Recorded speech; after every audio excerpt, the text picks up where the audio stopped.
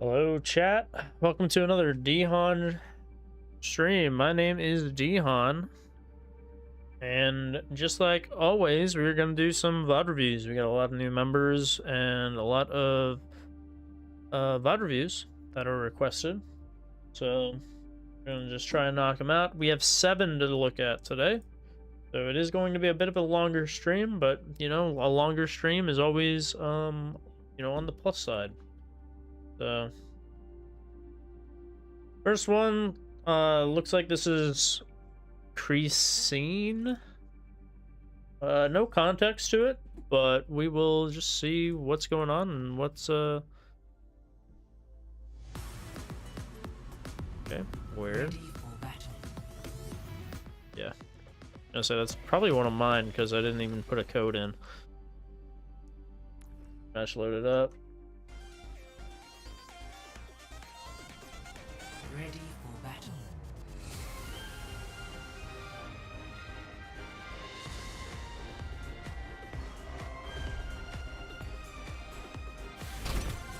Okay, looks like this is a hazard game, so we'll see what exactly hazard can work on. I'll keep you safe.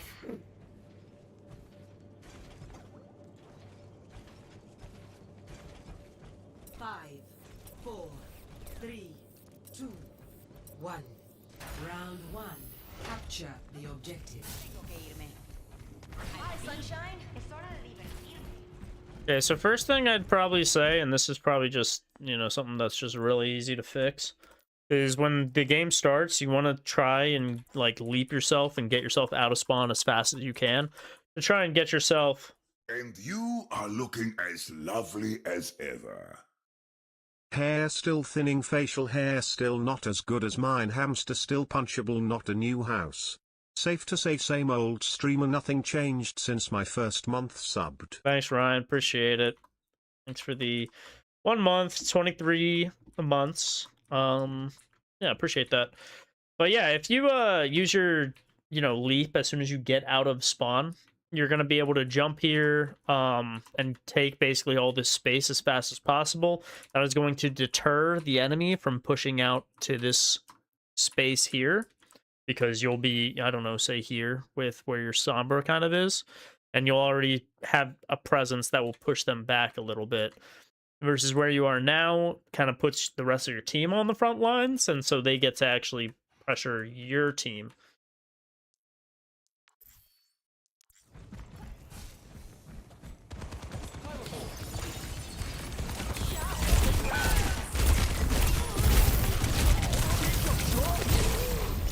Ooh. Yeah, honestly, a lot of this whole fight was just kind of, they had the better position because they had more space out, which is actually interesting considering they have no one giving them a speed boost at the start, and they don't have anyone. The only mobile characters are Soldier and Sojourn on their team, with Kiriko being able to teleport. So the fact that they're able to get more space in the beginning versus you playing a very mobile team with a Sombra and Sombra Hazard Kiriko is interesting to me. But yeah, a lot of this was just on space at the beginning, and then boiling down to positioning.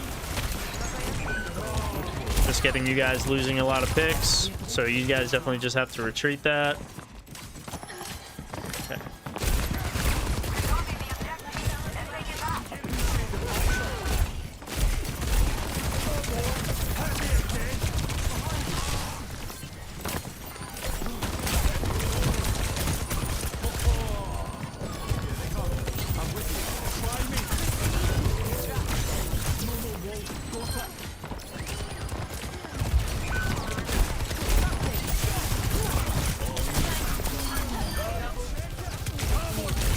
Doesn't look like we use our wall effectively either. Our wall, while it can be used for damage and for booping, can also just be used as a secondary shield of I think it's like 500 health that it provides. So sometimes it's good to just put that up if you feel like you're taking a lot of damage and you just want some sort of cover.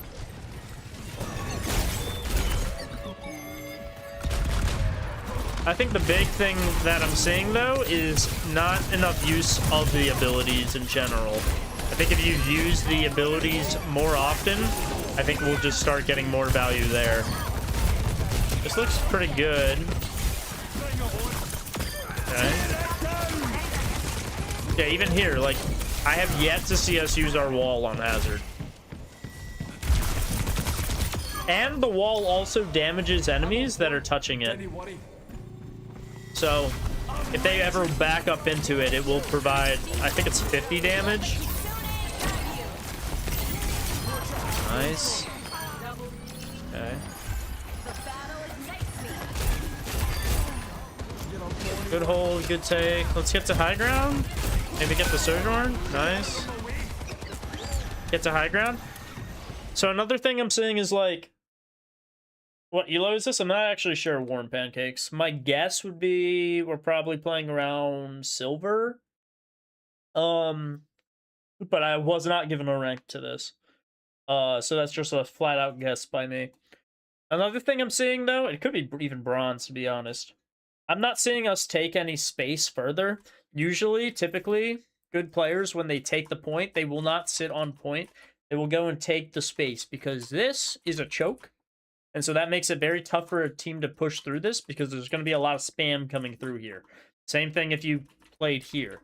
If you play on the point and give the enemy all of this free space for them to poke you out, you're going to eventually have to run to some sort of cover, probably off of the point, and then they'll be able to hopefully surround you and drain all your resources until you inevitably die. So try your best to not play just right on point after you cap it, but to start taking the free space if you have the opportunity to.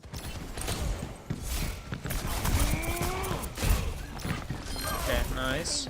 And then, yeah, you should go forward again.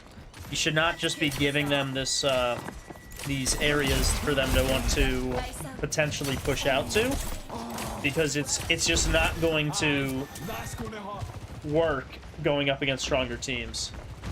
I have no idea, Ryan, if any cat bods are going to show up. My guess would be no.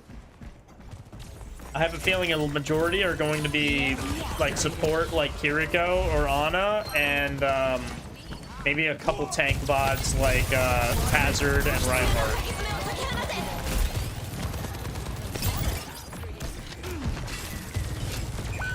And you see, now that they have that space, it's making it tough for you to want to take it.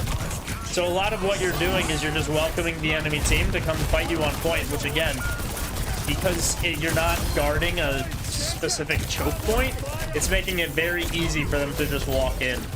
So I think the main thing that I want you to kind of work on is take the free space when you have the free space and identify choke points around the map.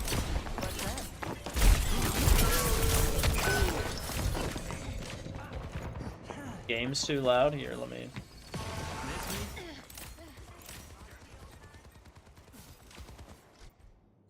I'm not staying down. I'm on fire. And you are looking as lovely as ever. Dan Han Cookie, Dan Han Cookie, Dan Han Cookie. Thanks, Silent, for the Prime sub. Appreciate it. 21 months.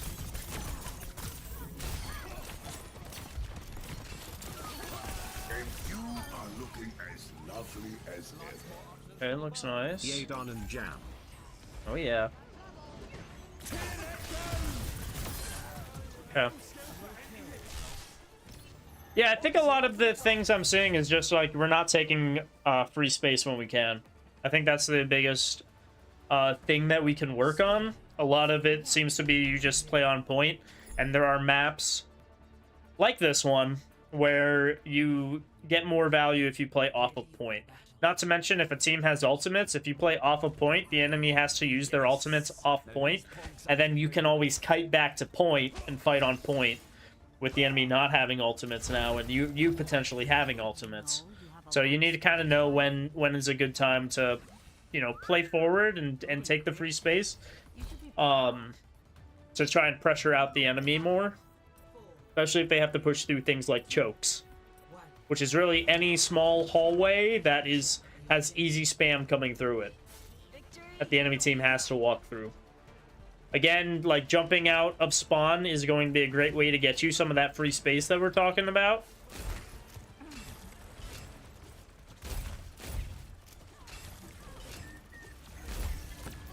Because, again, it seems like the Domina somehow ends up with a better position than what you're kind of left with. Even though you're the more mobile tank, you should have a better position at the start compared to what they have.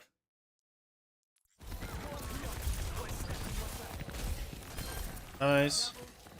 That was a good wall to cut him off. I haven't seen you use wall very often, so that was like a very good effect of using the wall. Issue here, and this is a little nitpicky, is you're kind of standing in like open space when this dude's here. You could have easily just stood over here so you're not getting shot at by the enemy as much while you're pressuring the Mizuki. Just a slight change that makes it so you're not getting pelted by the soldier.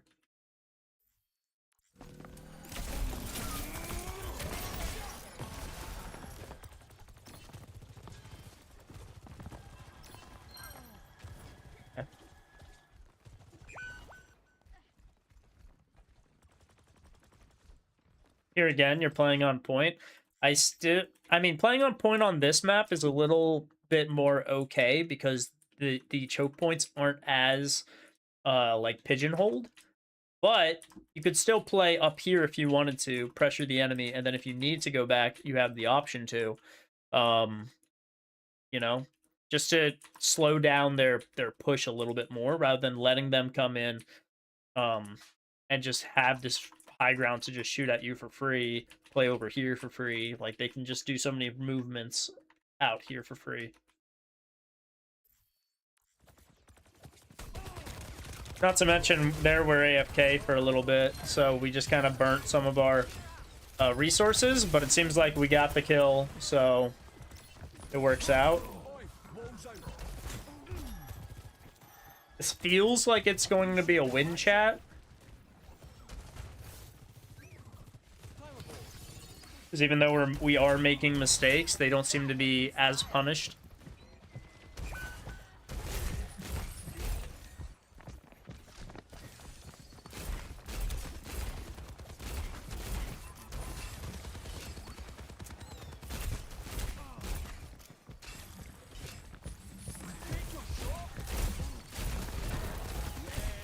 Yeah, we're definitely using the wall a lot more here, and I do like it. I think the issue there, obviously, is Mizuki has chain for us.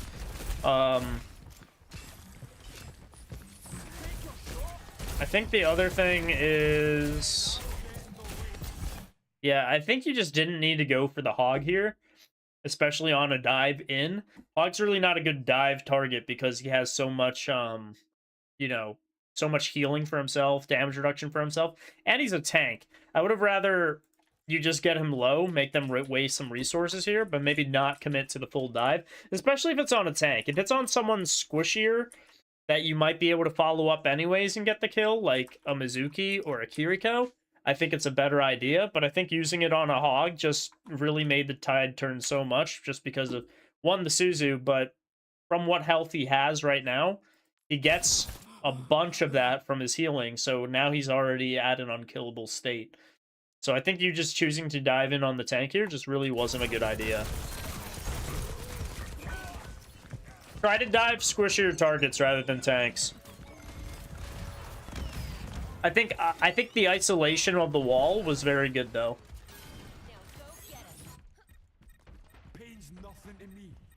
Again, let's get that dive. Let's get to the habit of using the dive out of spawn again, just to get you out into the fight quicker.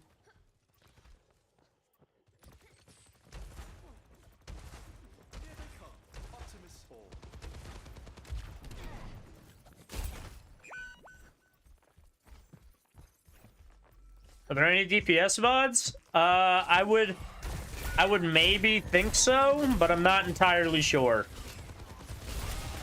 Some people that are giving me VODs don't give me context on the VOD, or even the hero they're playing. They just kind of give me the VOD and give me their name. So, I'd like to think so, but I'm not positive. Here we look a little lost.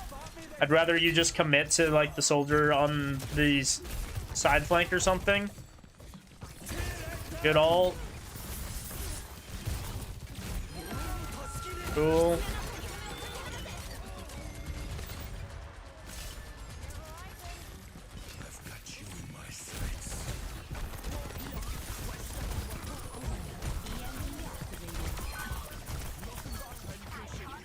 So this was a little awkward too. I think you could have probably used the block to boop the soldier with your slash and then throw the block down to deal additional damage to him. But he did kind of run back into your, you know, your spike guard. So seems to have worked out. Yeah, this is where you should have been probably playing the first time you guys won the point. I think this position provides a lot more pressure to the enemy than just playing on point here. Here's just a very passive position, and we like to be... You should try to be aggressive if you're playing, you know, to climb and competitive, because passive kind of puts the... like, winning or losing the game in the enemy's hands. With just how the enemy plays, it kind of puts the ball in their court. Whereas aggressive, it's like you're the kind of the one driving the ship, making the decisions on whether you are going to win or lose your games. So I like to play a more aggressive approach rather than a passive one. But yeah, overall, it looks like taking free space is a big one. A couple times we died there on the tank dives. That was a win, so obviously mistakes are going to be more prevalent in losses, but it seems like a lot of the time it is just taking the space that I would say is the big thing we need to work on. Couple mechanics, using natural cover, of course. We just sometimes look a little lost as well. Looks like we have 2 codes here of a Kiriko player, so we'll give this a look and see if there's any common themes among both of them. Look, actually. Tank, Bastion,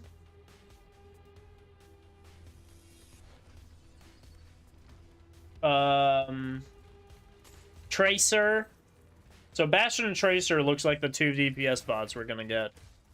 And then this one is...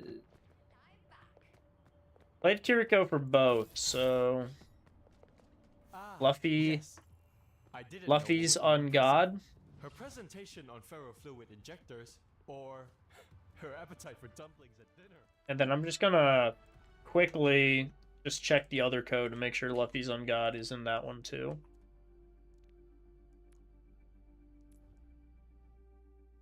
On Samoa. Ready for battle. Yeah. Yeah, so we got both Kirikos here. First one's a King's Row game. We love King's Row. These are both quick play too, so 2 codes here is probably actually appropriate. Since we're gonna get a little bit of quick play is always a different playstyle too, because not everyone is playing sweating, and some people might actually leave the game. And of course, there's no attack and defense, because sometimes you're better on attack than defense, and vice versa. Most people are probably better on defense, but we'll see how it goes. Ah, yes. I didn't know what was more impressive. Her presentation on ferrofluid injectors, or her appetite for dumplings at dinner. 5, 4, 3, I disagree fully. 1.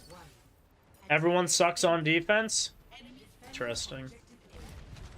There is a thing called defense advantage though, and that's literally because the enemy team is playing point and the attacking team has to, you know, use abilities and things to push through areas. The defense already being in a good position doesn't have to use any abilities to get themselves in that good position. So all of their abilities are reactive rather than proactive. And because of that, technically the defending team will always have a leg up on the attacking team, which is why it's usually called defender's advantage, because the defenders will always have better abilities to use than the attacking team, and have more abilities to use than the attacking team. So usually the issue is due to lack of positioning and other things like that. The defending team is actually forced to use abilities first when they should be used typically after the enemy team uses after the attacking team uses their abilities.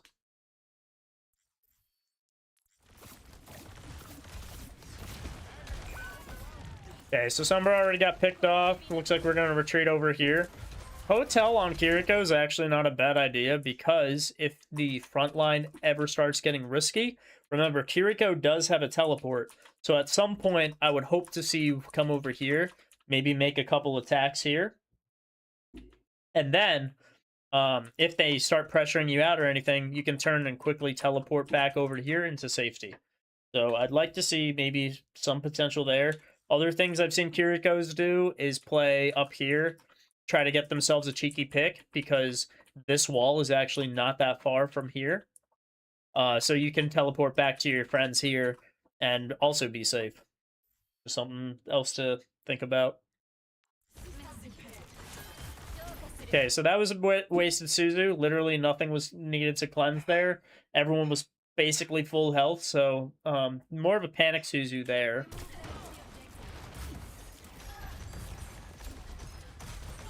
Okay, AFK Orisa.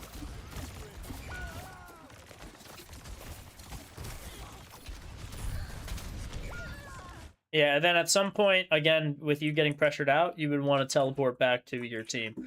But all good. Looks like your tank did DC. Like I said, happens in quick play. So they're gonna come. You're gonna get a new tank. Objective lost. Try again. Stop the payload.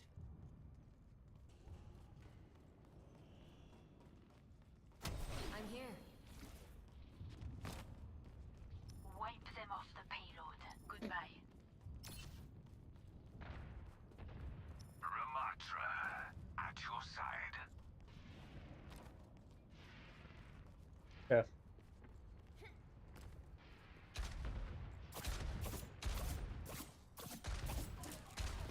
Knock them from the payload one by one. Don't feel Nice. I don't. Safe with me. Put them in the ground. So something I'm not really seeing is aggressive off angles to be taken by you. Maybe it's because we're lacking confidence on how aggressive we kind of can be. But similar to what I was saying in the last VOD about playing passive, it looks like we're kind of being passive here too. You're kind of just letting the game fall into your teammates' hands, or fall into like, yeah, the mistakes of your enemies. You need to try and be a little bit more aggressive and actually be like applying pressure, going for picks. Because remember, Kiriko has a escape ability that is able to go through walls. And because of that, you don't have to be so focused on just being in the back line. You can actually get on these aggressive off angles, pressure them out, and then if they don't look at you, great, you get a free pick. And then if they start to, you can just use your teleport through the walls, get yourself back to safety, and everything is good. I think it's more of a play more issue here. It might be too. We might see more. I mean, these are quick play, so this player might not have comp on lock necessarily. Now go get him. My gift to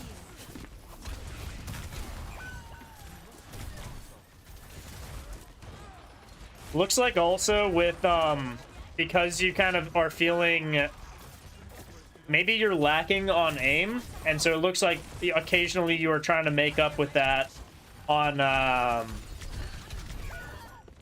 trying to like get closer to the enemy there, and that also puts you at more risk. So again, we don't really have a rank on this one either. I think this one is probably a little bit, I would think it's higher than the last VOD we looked at, No one can hide from my sight. but hard to say.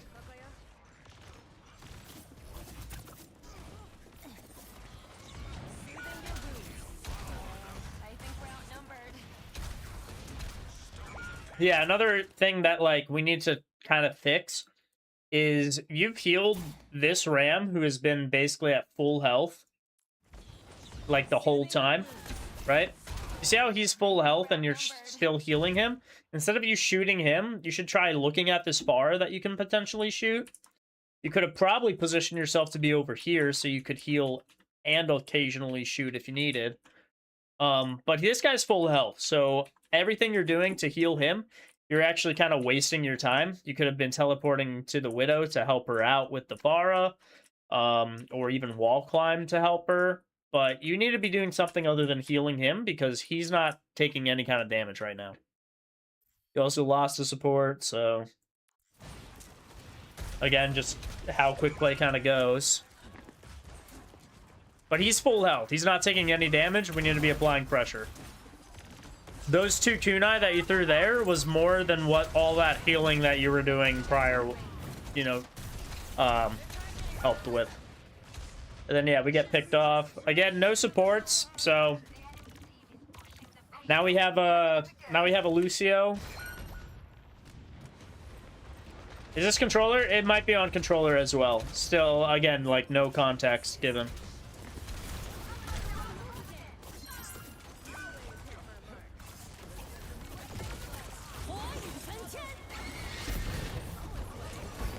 Yeah, we definitely know that our Suzu cleanses, though, so that's good.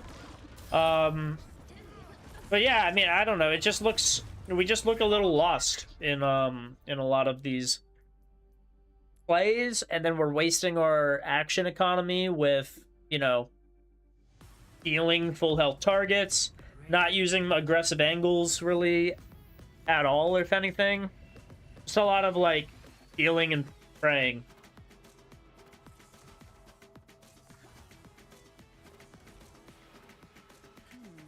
I think I can make this worth my time. This might hurt more than usual. 1. Round 1. Capture the objective. Gotta go. Don't be too reckless out there.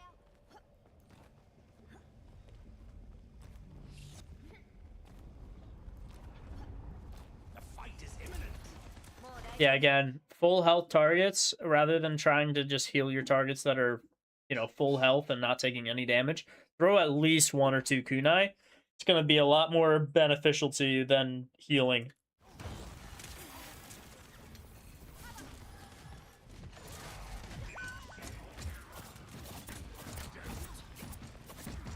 Not the Mercy pulling out the Glock. Not us supporting a full health Mercy pulling out the Glock. Yeah, I mean... Okay.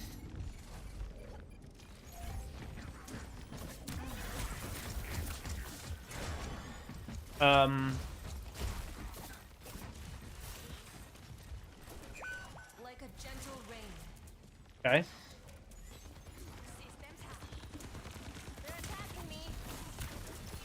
I think you should try to throw more kunai in general. I think our positioning also could be better. Basically, where you're playing right now is called, like, the main choke. There are areas, especially with Kiriko being able to wall climb, that you can play up here, potentially. And this gives you a lot more benefit of seeing the field, but also this cover that you're able to tuck away from, a new angle that you can peek over to, and other things like that. Playing where you're at, it just limits you to only being able to see basically this area, or coming out here into, you know, cover and not really an escape route that's going to be able to push you out. So, yeah, the sensitivity for sure is kind of low, looking like a game court, looking like it's on console. And we're also kind of looking at the ground a lot, which is something that, you know, you don't really like to see, because again, if the enemy is out there, looking at the ground is not necessarily going to help you. Here we look AFK while res. Okay, nice kill.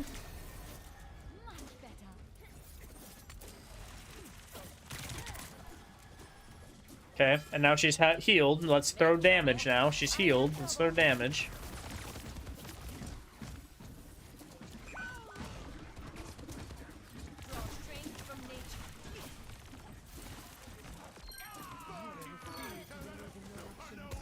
Yeah, I think in general, it really is just try to throw more kunai. That's like the big thing I'm seeing. You're just healing way too many targets that are full health.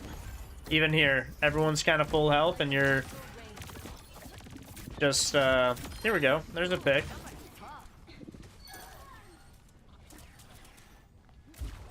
Okay. Let the kitsune guide you.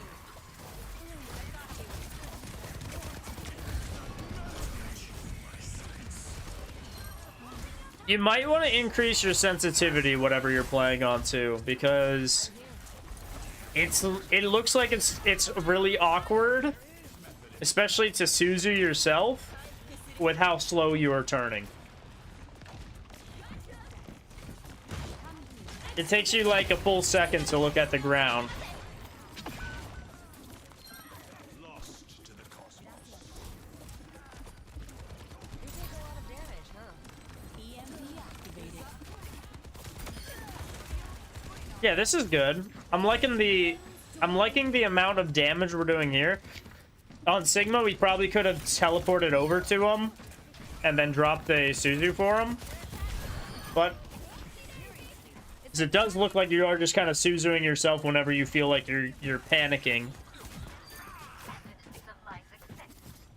rather than actually giving someone invulnerability frames.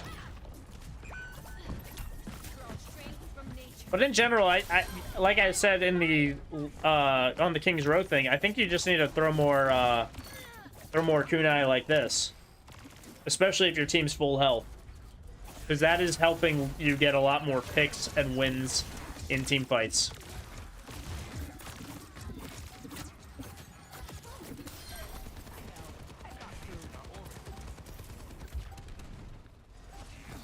Aim could be better, but aim comes with mechanics, so waste of a Suzu there. It looks like you're kind of almost playing the Section Suzu like Onanade, and it is not an Onanade. It is more like a split second Baptiste Immortality field. So you need to play it more like that, with the intent that it does not heal you, instead it just negates a lot of damage for a small window of time. Ready for battle. Hello. 5, 4, 3, 2, You're making this 1. look easy. Round 2. Capture the objective. We have a great chance of success. Let's keep it up. Again, make it not a habit, so be looking at the floor, because looking at the floor is like okay, but what if an enemy popped up right here and had to jump on you? It would take you a whole second to relocate your crosshair up to them to shoot them, rather than, like, you know, if you were walking through, you'd be coming down, but then you'd be like looking up, checking the angle, checking back at your teammate, checking back up, rather than just like looking at your teammate but also looking at the floor.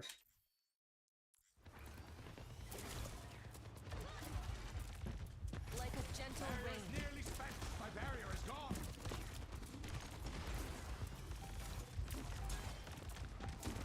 I'm on the objective.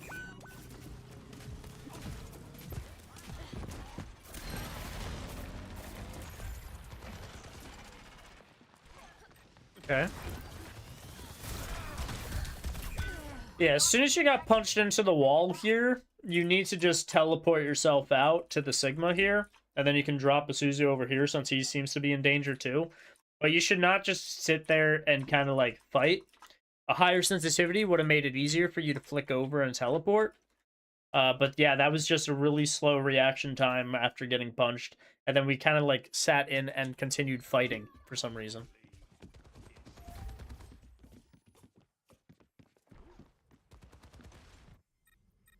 Time to get clever. Conducting analysis on the objective. Don't go AFK if you can help it. Maybe the controller died or something, but AFK, you know, just isn't really something that's good for you. Whatever you're doing can probably wait the 10 minutes that this game ends or something. Even if it's like typing in match chat, A lot of stuff that's typed in match chat is really just a waste of time, and you just should try to ignore that.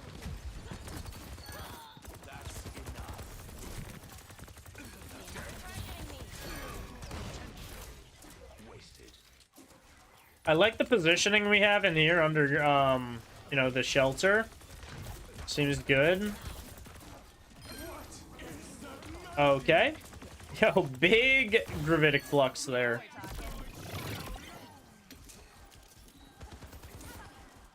Yeah, overall the positioning looks alright. Draw strength from nature. Come here. I can heal you. Okay. Yeah, there, again, like, with you teleporting here, healing here's fine for the first part. Yeah, I mean, you missed half of this, otherwise she would be at full health. The next thing that you probably shouldn't have done, you, like, heal her again to top her off, sure. But then you decide to throw your, you know, your Suzu here. You probably could have just turned on the Venture and hit him with two, hit them with, like, 2 kunai, and then that's it. They're dead. But you're just, like... Again, like, focus on heal-oriented on a full-health Sombra. Yo, what's up, East?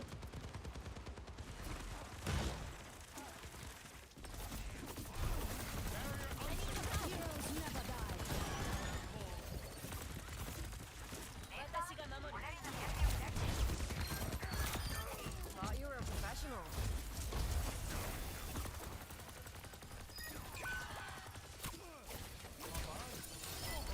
I don't know how the Lifeweaver got there, but that was very interesting. Good team kill. Yeah, this probably is a win for us. Only thing, too, is, like, low ground here isn't really all that great because you don't really have a good vantage point on the 2 choke doorways here. Probably better positions for you if you're playing on this map are going to be here, where you can shoot... you can, like, isolate it to only see this doorway here. Or if you want to isolate to that doorway here, play on this side. I would probably play on this side better just because it gives you the option of them rotating.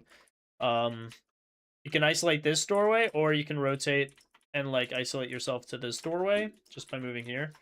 But because you have a lot of setup time, like East is saying right here in chat, yeah, you definitely need to kind of take yourself somewhere rather than just sitting AFK on point.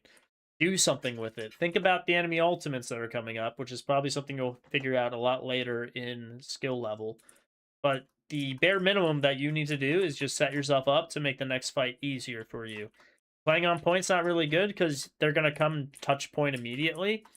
So if you know the whole enemy team is going to come and touch point, like you could play up here too because they can't chase you. So if you get too far away from point, they literally have to go back to point because they need to touch it. So versus if you sit on point, like, yeah, anyone, like any tank is going to come to point and they'll be able to chase you out. My ultimate is charging. Even setting up your cursor so that when the Venture peeks around the corner, like, he gets hit by a couple kunai. Like, that would have been effective.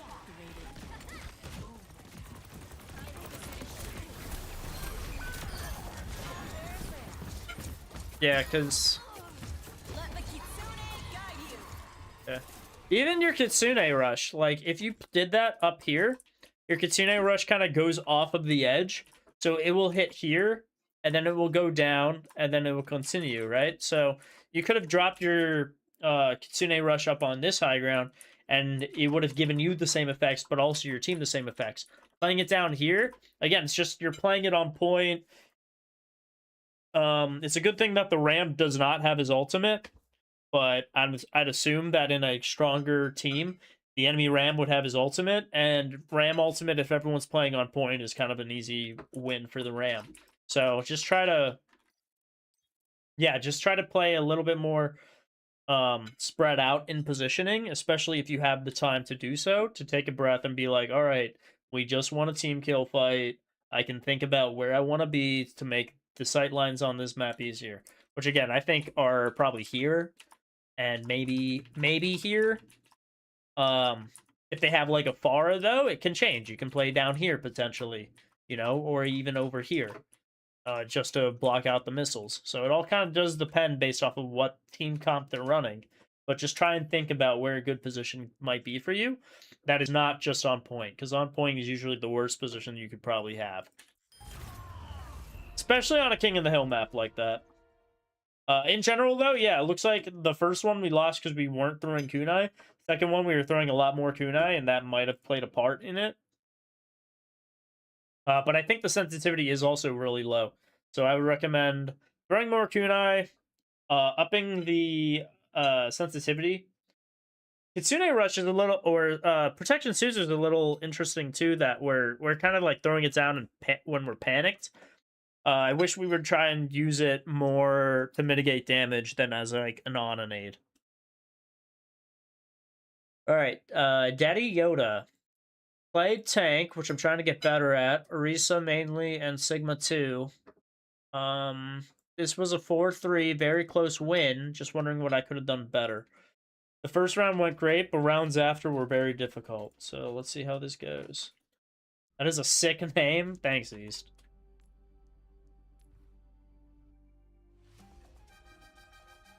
I didn't make it. Ready for battle. And I believe we are watching the Boy Kisser Uwu. No one rests until this is done. Your personal best. Привет. Tell me, Omnic, do you dream? I dream of peace. So this is 6v6. So 6v6 is played a little differently than 5v5. Have more in common than I thought. We're gonna do our best to like point out the things. Good news here is we do have an on and off tank technically with Orisa and Zarya, or a main and off tank. 5, 4, So 3. we might be able to see the dynamic here potentially. Attackers incoming. Payload. Okay, so it looks like at the beginning here, just the spear spin out is a little interesting. I guess you were just trying to do it to protect yourself from like damage, I suppose. But yeah, I would have like just not done it. You probably didn't need to use spear spin there, but anything to get yourself the point, whatever, kind of works. Even the Fortify here, I don't think you're in any kind of pressing danger, so I really don't think Fortify is really a good option here. It really is just abilities that you're just kind of wasting, and they might be better off tanking more damage elsewhere.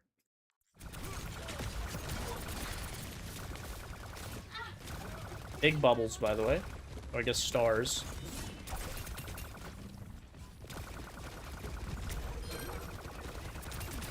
Double kill. Alright, yeah. Now that we got two people, we're just gonna push forward, take the space. We have our abilities, so it shouldn't be an issue.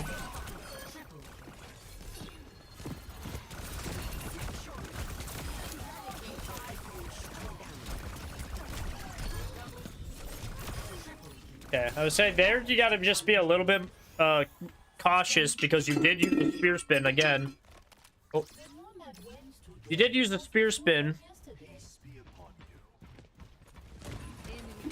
Wasting it to like gain distance, which isn't necessarily a waste, but like what it did was it made it so that you were vulnerable after you used your Fortify.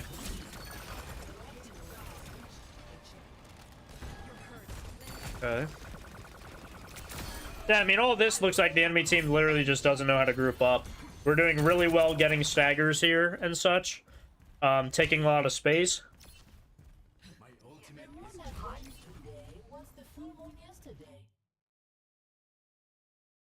Here, I think, is the only thing that I'm starting to see, like, something that we potentially could have done. I know you want 3 on cart because you want it to move fast. 2 on cart would probably be fine anyways. But with having so much space and basically this whole warehouse now, you really should have someone take the space up here to stop the enemy from pushing through this choke and getting some kind of foothold out here. And you should not have both of your tanks back here on cart. It should have been probably, honestly, probably one of each. Like, no. One support and maybe both damage or something. But as Arisa, and honestly, both of your tanks should be up here. Because if you're not up there, yeah, this Winston's going to be able to pressure the Cassidy and or the Genji, and you're not going to be able to really do anything to protect it. We'll see how it goes.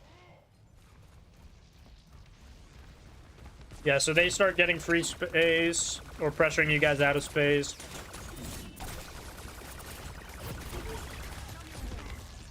And they're actually pushing you back now because they have the space. Versus if you went forward, they wouldn't have you wouldn't have this issue.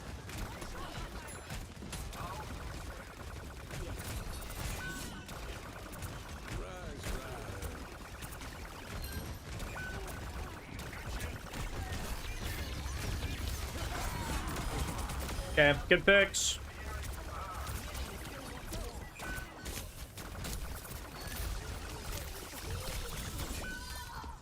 And then there was just playing out in the open when you're getting shot at by an Ana.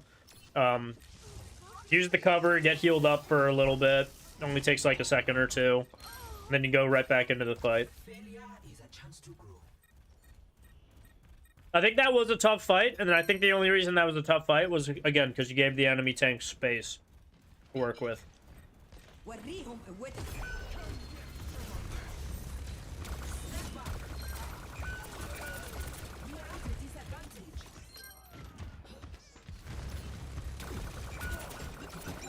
Yeah, here you need to just back up, group up with your team.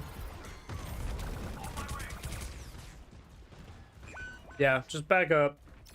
Yeah, it looks like they got to hold again because you gave them that space because you put both your tanks on the payload.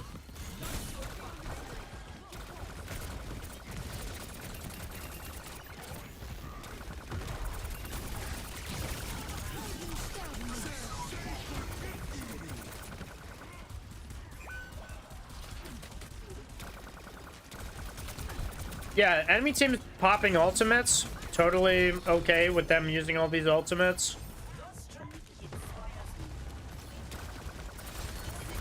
Only thing I'll say is we have held our ultimate for quite a time. I would have liked us to probably use it 2 fights ago. When it was during that close fight. That we were basically trading back and forth.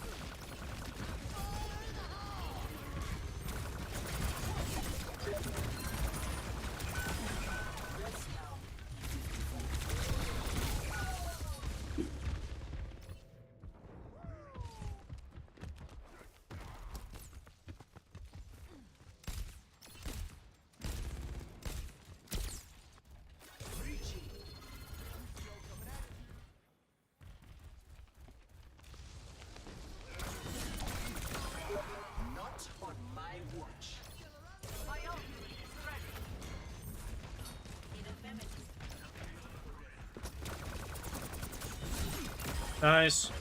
Big pick.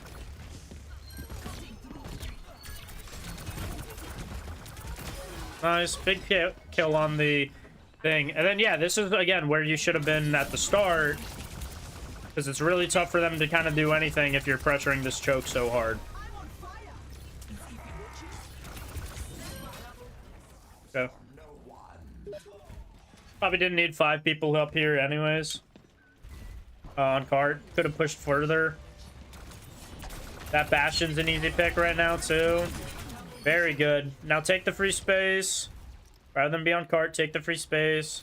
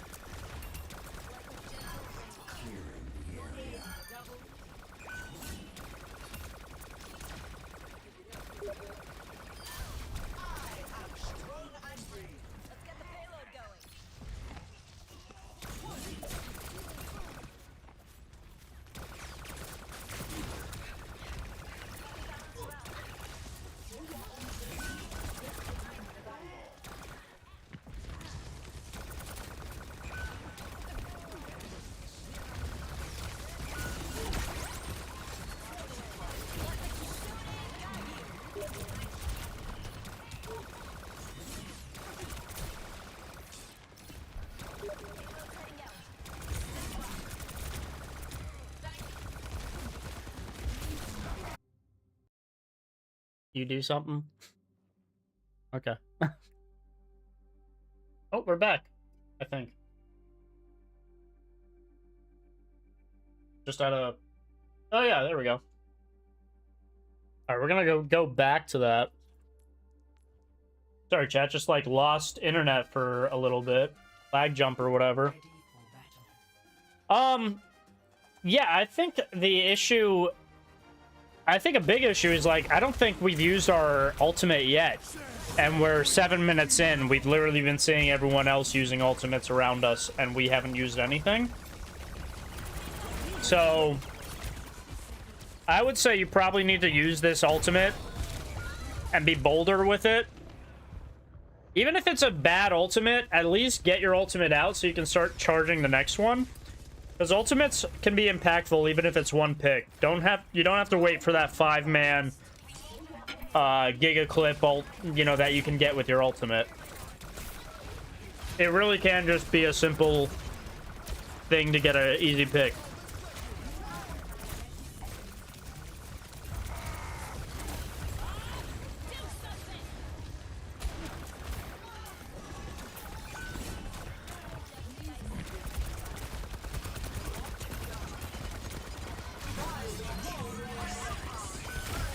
Nice.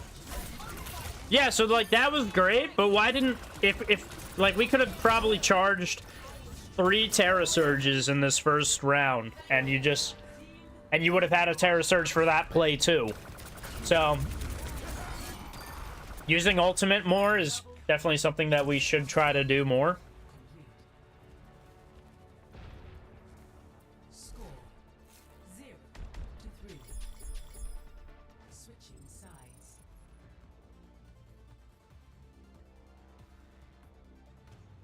Initiating match. What's up, Ayo Dawn? Sorry again for the drop on the VOD reviews. There was a lag spike or something. Some kind of blip. Took me offline on Overwatch for like 10 seconds.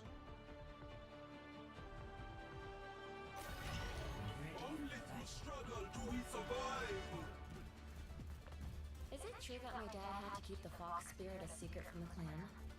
Indeed. He was forbidden from crafting more anima avatars after forging our dragons. Why? He used them to help people. The scenes that haunt my memories prove otherwise.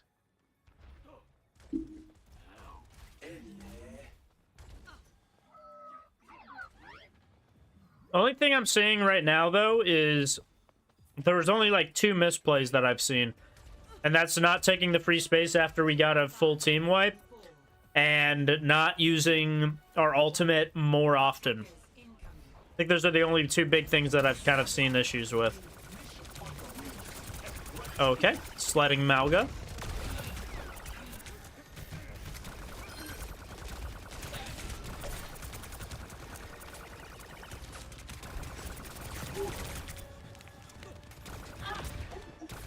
After getting the Doomfist, you could potentially push forward to make it so that this payload's not moving forward. And that's only because they are tank down right now. Now that they're 2 down, you definitely can push forward to make sure that that payload's not moving at all. Nice, nice, nice.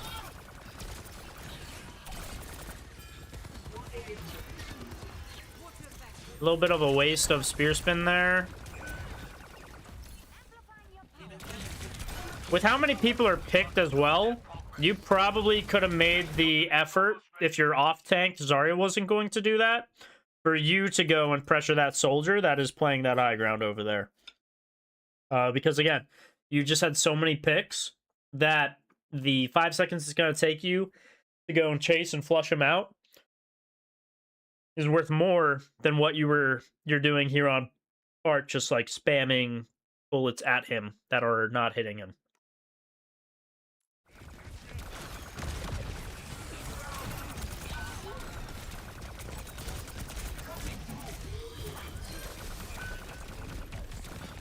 Good use of natural cover here. Excellent use of natural cover.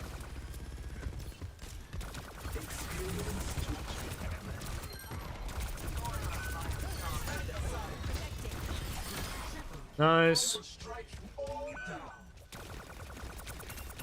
Yeah, stop cart. Stop cart. Nice. Now you don't have to be overly aggressive here. You are waiting for your team to group back up. So just enough to keep them a little scared. Looks like there's already got a little too aggressive, and now you're doing a little bit too aggressive. Because you're using your spear spin a lot to close distance rather than actually block. It's supposed to use basically be used to both block bullets and close distance. And I think we're gonna have another issue where you just aren't really using your ultimate in dire needs. Remember, your ultimate also gives you bonus health as well. So you can really use that as well to just tank a lot of damage. And like stall yourself out if you needed to. But it looks like your Rosario got caught out there, which is unfortunate. But I don't think we're going to be using our ultimate at all, which again is going to be probably our biggest problem that we need to work on. Nice.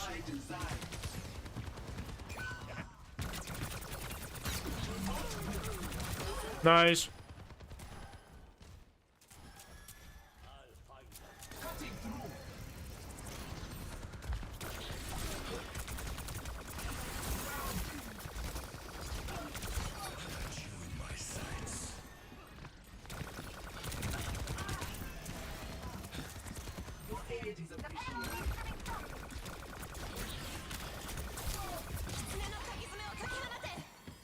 Enhancing combat routines.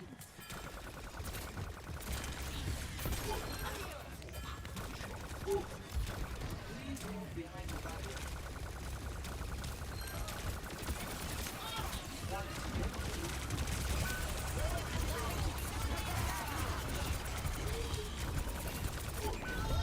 Yeah, why didn't we use the Terror Surge there again to take out the Ana?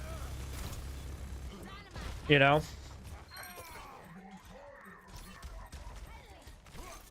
Yeah, I think the main reason we're losing these fights is because we are not using our ultimate, really. Another issue I'm seeing is you are subconsciously backing up. Maybe without realizing that you are backing up, because it is very minor. But the payload is kind of pushing in, and you're kind of just giving it, backing up. And there's not really a point where you're, like, engaging back on it.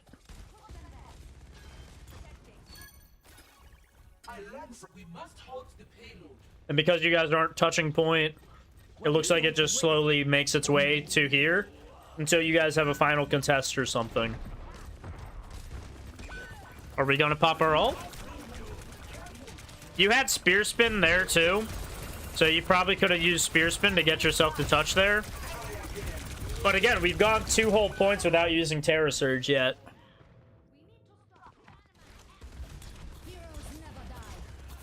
So I don't really know what we're waiting on holding the ultimate for. And I don't even know if we will use the ultimate this round. We might not.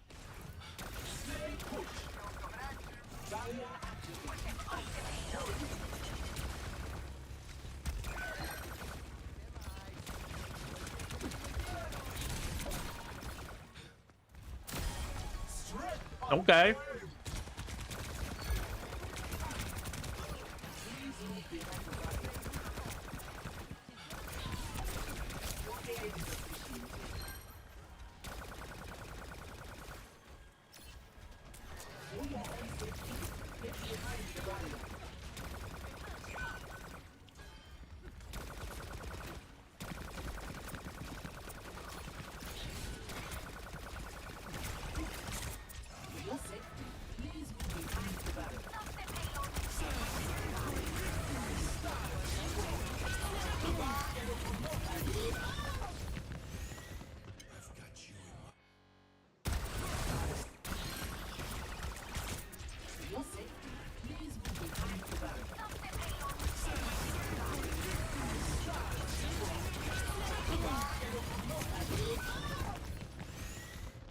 I mean, even that, you probably could have pulled the trigger earlier. I mean, Ana was one there. So could have at least gotten the Ana, but...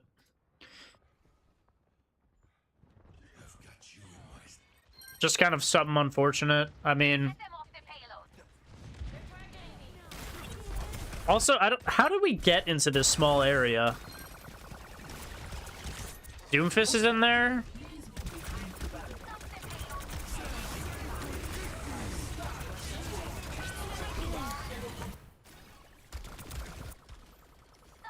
Do not try and go and fight into small areas. It will pull your team to go fight into the small areas with you, which is looks like kind of what it did. It pulled the Lucio to go in here and check it out. And then, yeah, that cuts you off from, like, your whole team. No one can see you, so no one can really get in to help you. So I think this really was just you choosing to go into a small area. If anyone's going to go into the small area, it's going to be Zarya, too. She's your off-tank in this whole scenario, so she should be trying to mitigate the flankers that are coming around corners and trying to flank, where you're kind of holding the main thing down with your shield to make sure that the enemy's not really advancing through the main way, which is kind of what the Malgadady kind of just walked through because you were focused on the Doomfist. What's up?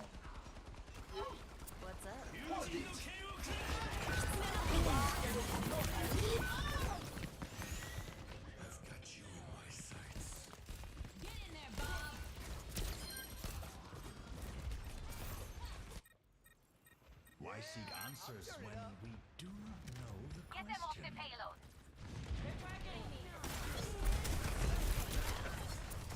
Meteor strike! Actuating the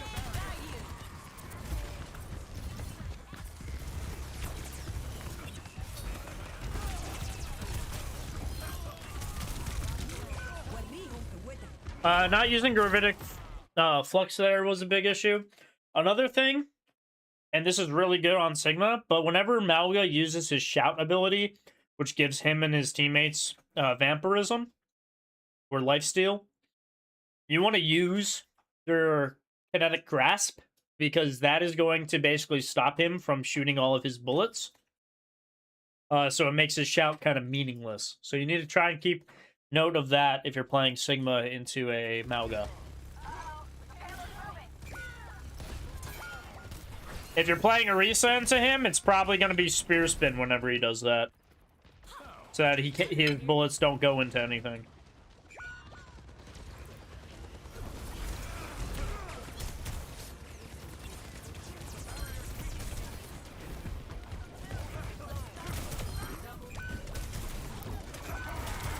Good shield dancing. I like the shield dancing. Good stall. Good picks. I'll be honest. Probably the big issue we lost there was literally just ult economy. The enemy team just had more ultimates, and so they won more fights because they used more ultimates, and that's because you held on to Terror Surge for literally half of the round. I mean, you only got one tank off that entire defense. And they had multiple cage fights, multiple meteor strikes. Even Soldier used his visor multiple times too.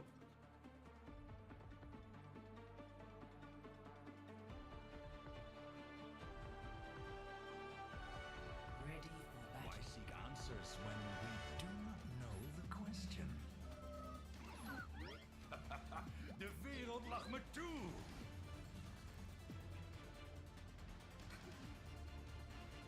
Maybe one day we go on missions in Hawaii.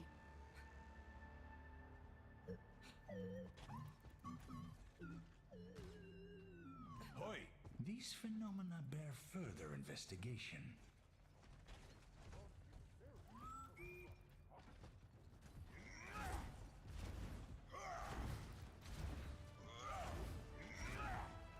The perfect world is shaped by my hand. One. Attackers in. What can I say? I'm a woman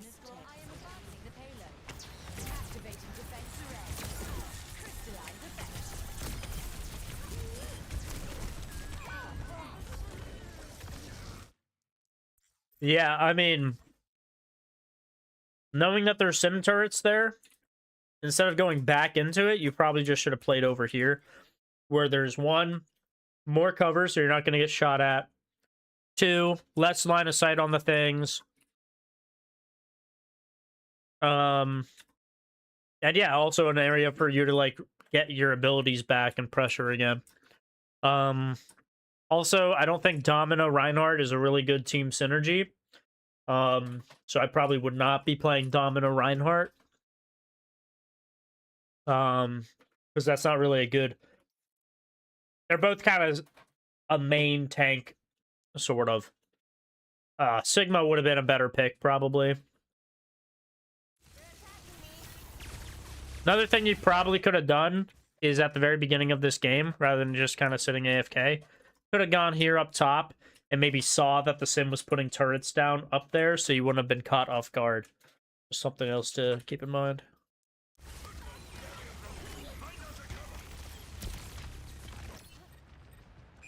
Yeah, and then it looks like our team dies. Bunch of staggers.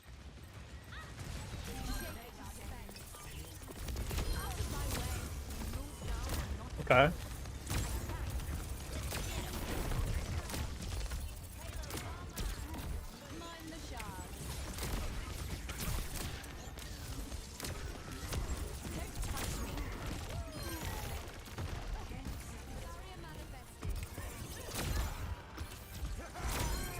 You've embarrassed yourself.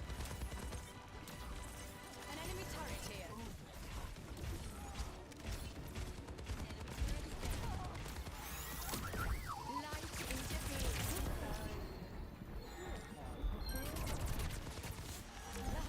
Could have probably shot at the soldier.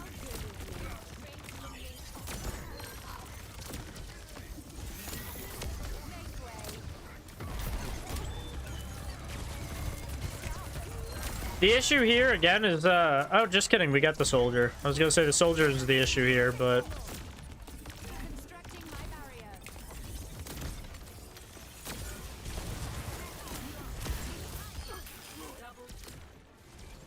nice. My panopticon is charging.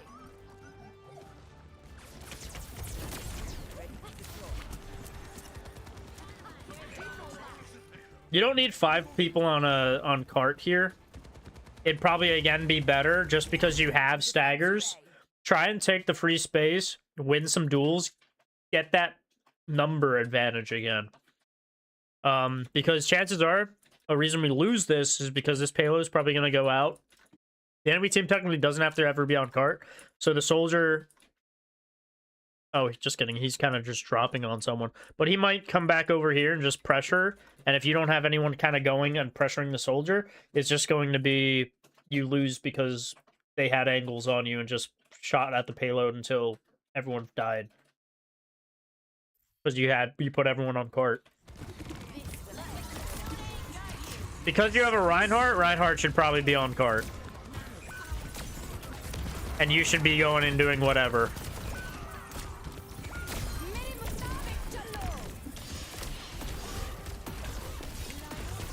It was a good effort with the ultimate.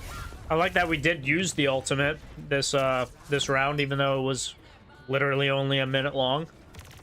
That was something that you know, we didn't really get to see when you were playing Orisa. You're like kind of waiting for 5-man ults. It's okay to get 1 or 2 picks with the ultimate. That's going to win you the fight.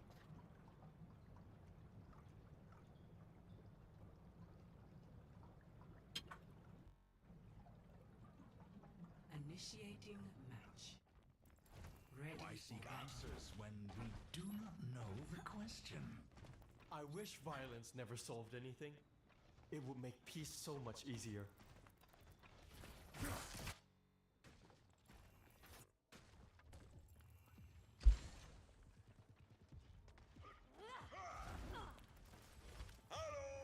Hoi!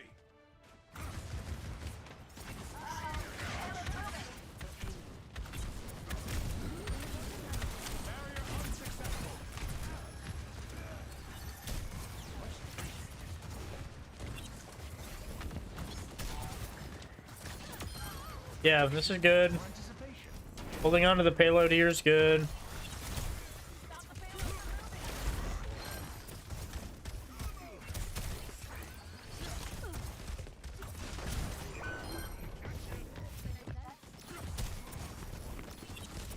Pressuring the back line here is good. I like that we're shooting the back line and not Malga. I would like us to shoot that Ana a little bit more since she's out in the open so much. Nice. Good pick. And grab that. Yep.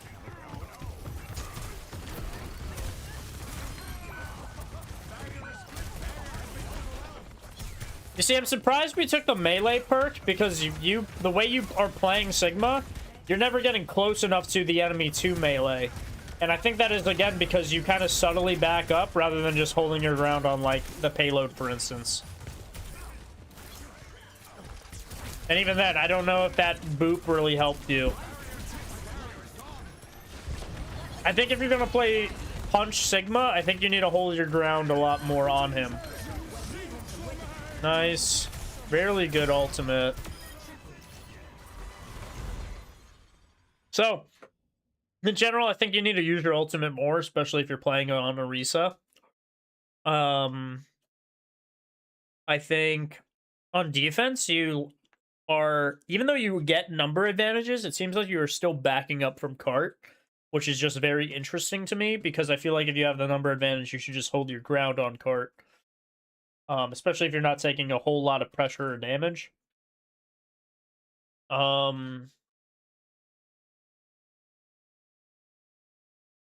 don't think.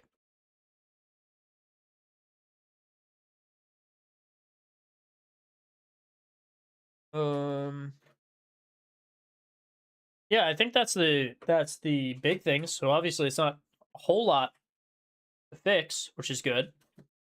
Other thing I'm saying is, like, on attack, at one point you did put 2 people on cart, 2 tanks on cart. You really should just take the free space if you have free space given to you. Press the advantage, press the number advantage, try to get the enemy team as staggered as they can be, so it's a lot harder for them to come back and recontest.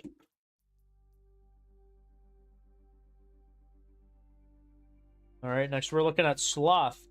Ranked is Plat 3 to Plat 1.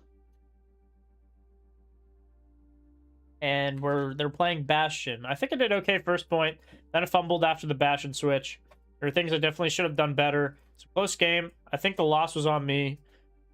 I should try to do better, to be honest. Thanks in advance if this gets a review. Yep. Well, lucky for you, all VODs get reviewed. As long as, you know, I don't have too many. Ready for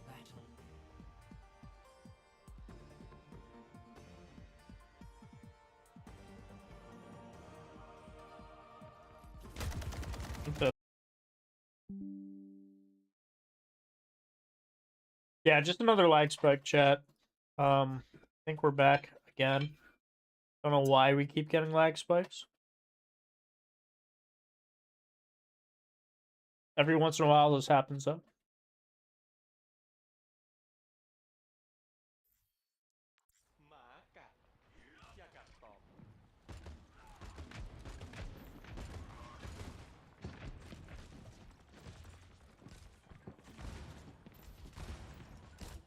I like this off angle. Very good off angle. Good flank to start.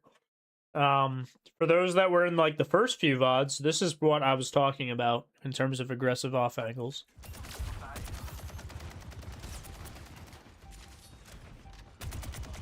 Already pressuring that Ana, forcing her to take her attention away from her team, forcing her to use nade early. Really good stuff to just make it so that they have kind of wasted a lot of their resources because you just weren't dealt with.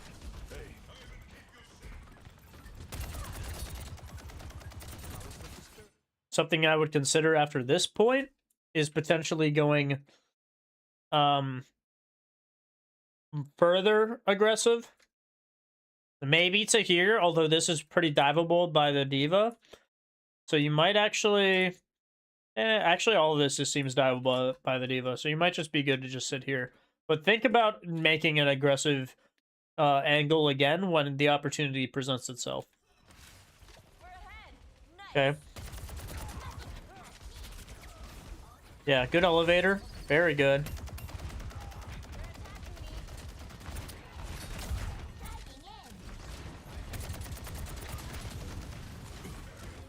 Yeah, I probably would have moved yourself to the high ground, actually. Up here. Just to give yourself more of an opportunity to get over here.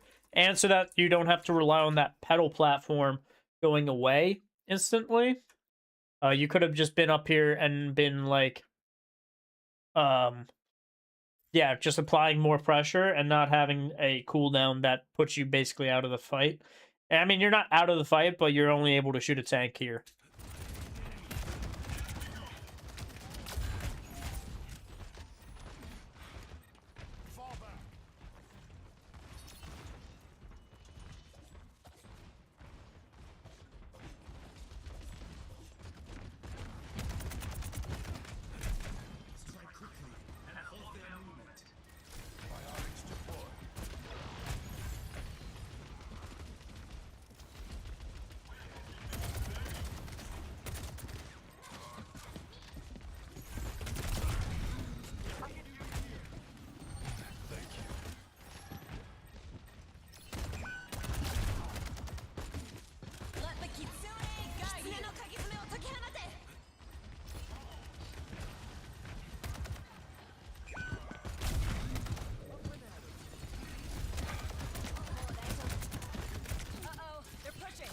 Here it looks like you got way too hung up on this flanking Junkrat. You probably just need to let him be in his little rabbit hole and then wait until... Start shooting other things, like, say, out here, where you kind of are. But as soon as he presents himself again, then you can lock back down on him. Just looks like you were kind of out of that fight for a long time. You did eventually win the duel, but again, it's just a lot of downtime because you're just focused on him so much.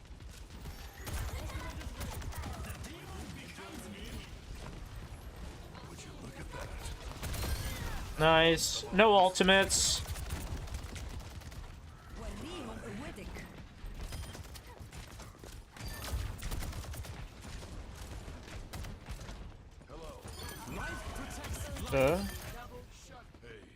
Nice, good kills. Honestly, not too bad. Not too bad on the soldier here. Take the time. Push the bot does not move faster if 3 people are on it. Take the time for you to get yourself to a position like here that you're able to actually pressure people. Versus just sitting here like a duck. Quack, quack.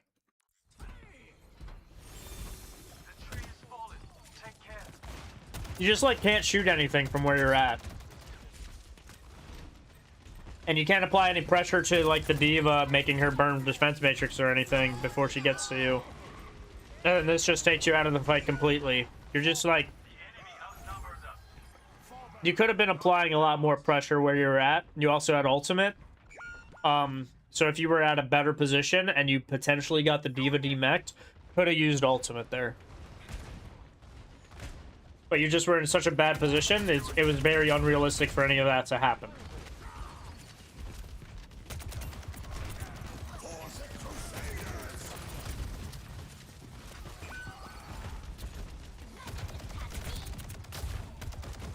We can stop them pushing.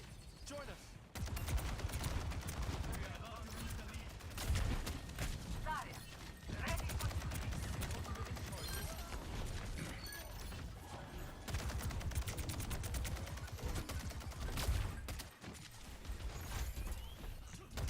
We have the robot. Hi. And isn't it friendly? Hello.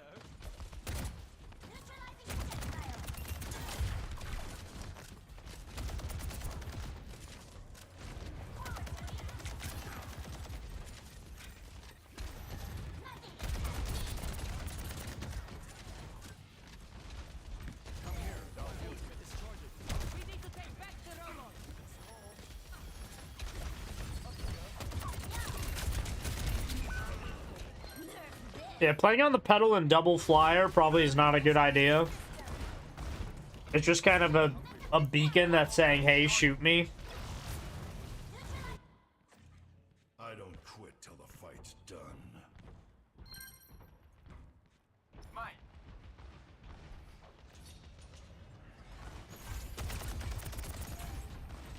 Good things don't normally come this easy. Hello. You've also been holding on to this ultimate for a while.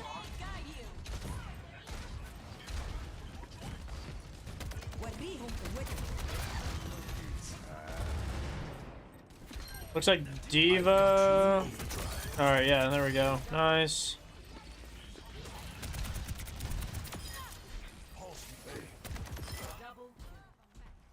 Yeah, you don't need to ask for a pedal here though.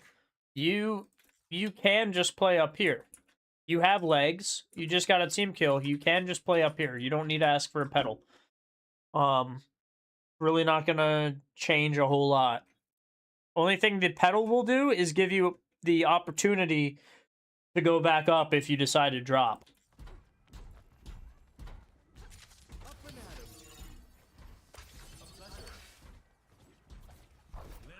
Yeah, I really don't think playing there... Yeah, playing here is probably going to be better for you because, again, it gives you the opportunity...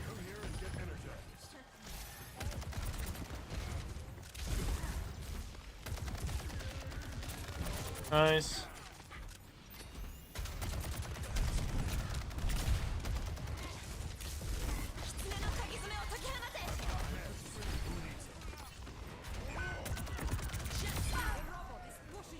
I mean, we got an ultimate out, we got solo ulted, we have some space still, so honestly, not the end of the world. Might get... Yeah, looks like we get quick spawn too. My tree's gone. Find cover.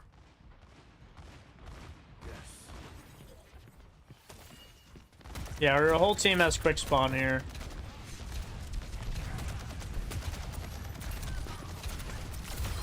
Nice.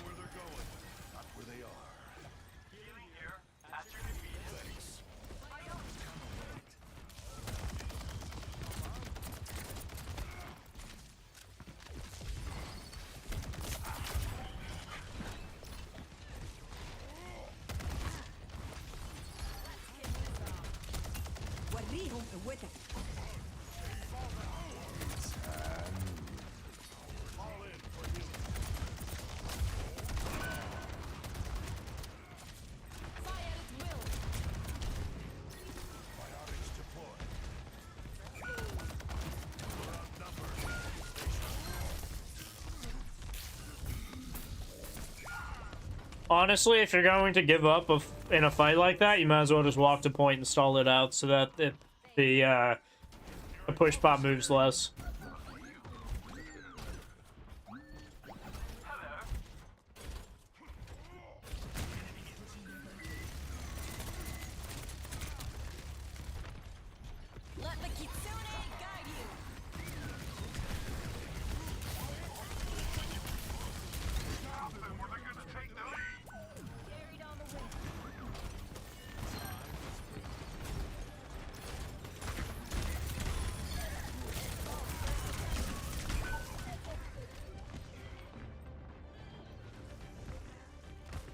Yeah, I'm not sure why we swapped off the Bastion. I guess you just wanted to counter the Winston at some point. But it looks like this whole second half is just not really grouping up. Wow, big kills.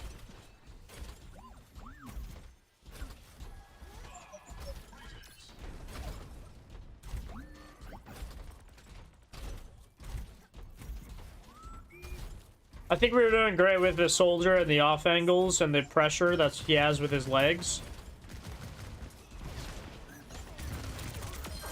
Nice, good pick. Even that seems pretty strong.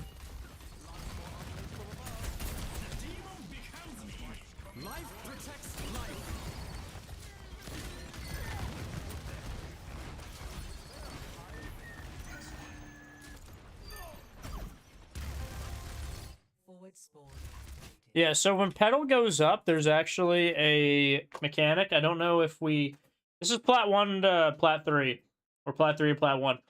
I think something we could have potentially done, and this might make it easier for you to actually get over to this platform, is when the pedal goes up and it's about to reach its height, hit the jump button, and that will send you a little higher, probably up to, like, here, and you'll be able to get over there easier than, kind of what you're doing here.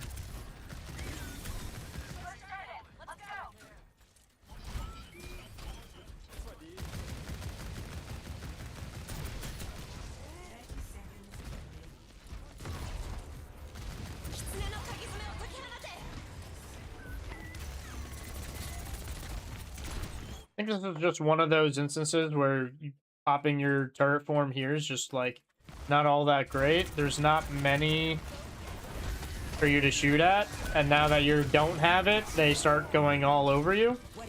Let's pop the ultimate. Pop the ultimate. Get a pick. Could have done that earlier.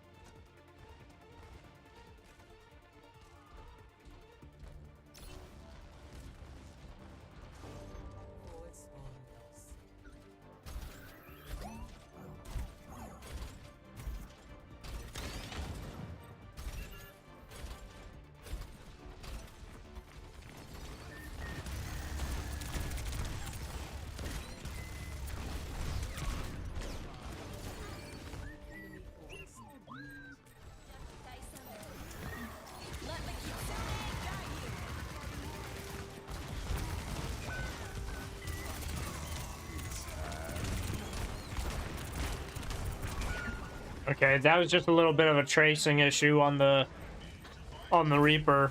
You missed like half of your bullets trying to chase him.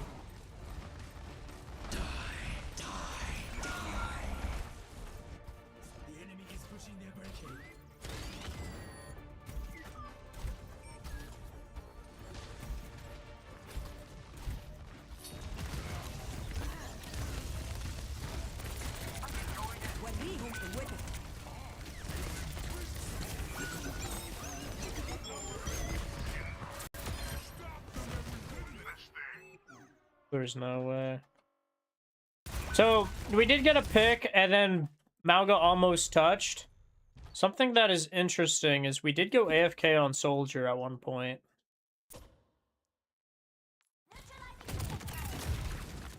It was here. I don't quit till the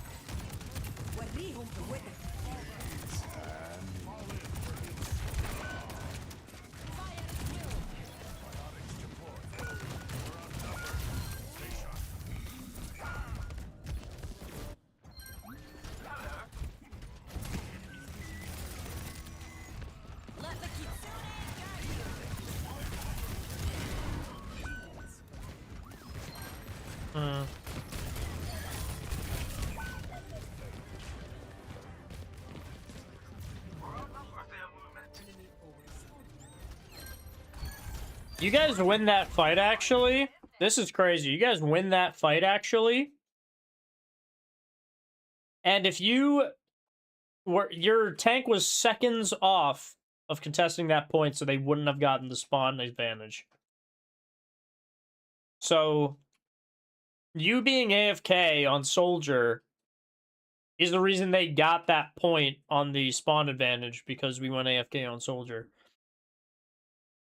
On top of that, once they went into overtime then, because this is the farthest they've pushed it, because you guys push it all the way back.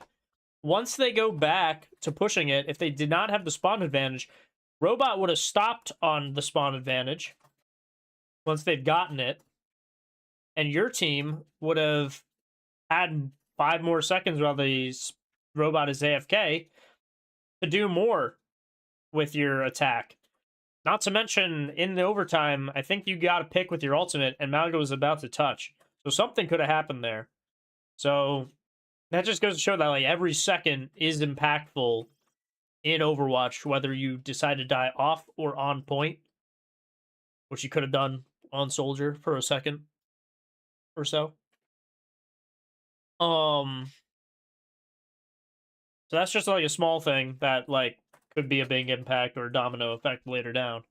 But I think you needed to take more of the, again, the like that free space that's given to you after you get a team kill. You need to take it. You can't just sit on point and just expect stuff to happen. You need to be aggressive. You need to be pressuring, really pressuring the teammate, the enemy team, to want to use abilities to take any kind of space they can whatsoever, because that's going to force them out of abilities, and then it's going to force them into areas where they feel pressured and they die easily. Bastion, I don't really understand what the whole point of Bastion was. You basically just played right into a Reaper and he just blew you up. Don't think Bastion swap was really a great one.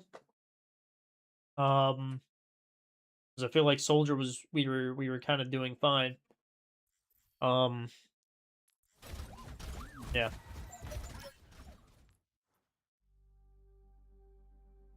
Okay, so looks like we got Elijah unranked, but I like your estimated peak right now. Okay. Good, Elijah.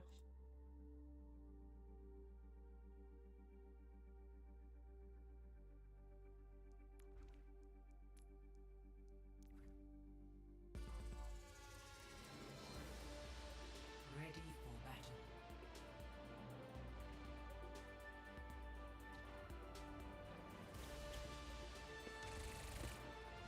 Friction.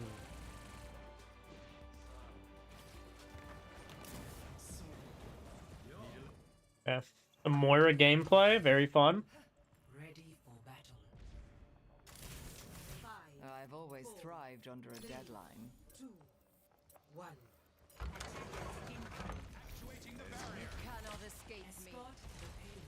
Could have been a better damage orb to start. I like the small spurts of healing we have to heal our teammates over time. That healing orb was a waste too.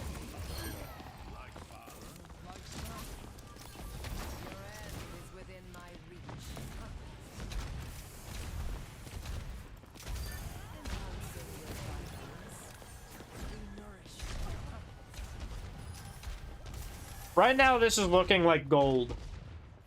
And that's due to the lack of, like, lack of well-used, well-timed abilities. These orbs that you were throwing are wasting a lot. We're not really pushing cart.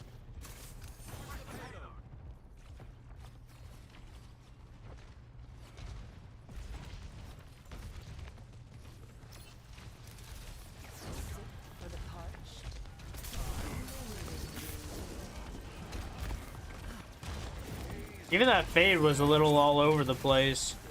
Like, fading into a really out in the open bad position.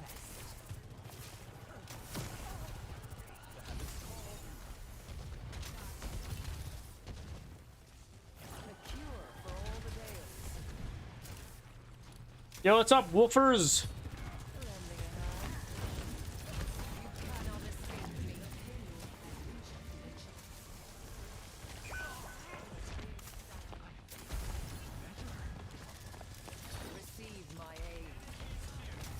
Yeah, I think a lot of these healing orbs you probably don't need to throw. I feel like we could be throwing a lot more damage orbs.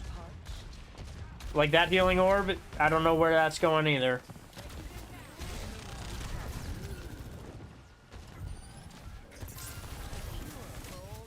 Even this one, like...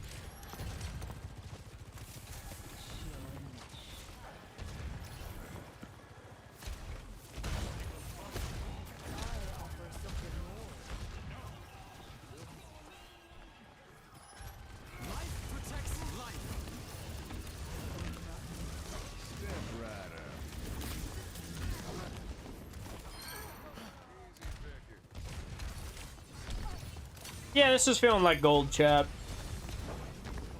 I'm ready to lock in the rank.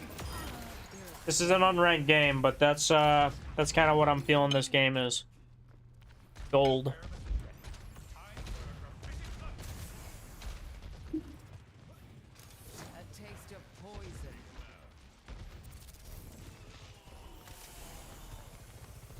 What is it now?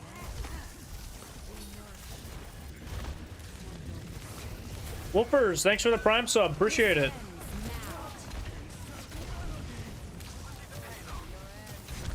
And you are looking as lovely as ever.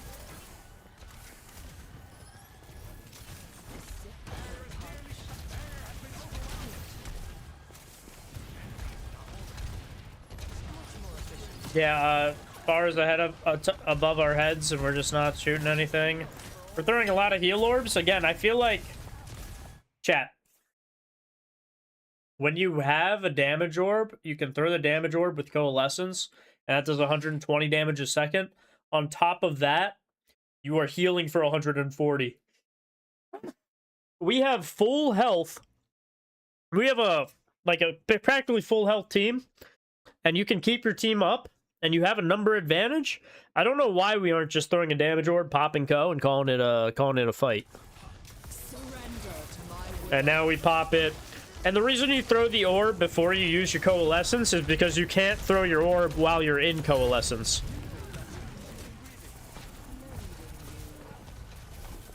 And by the time your coalescence ends, you'll have another orb.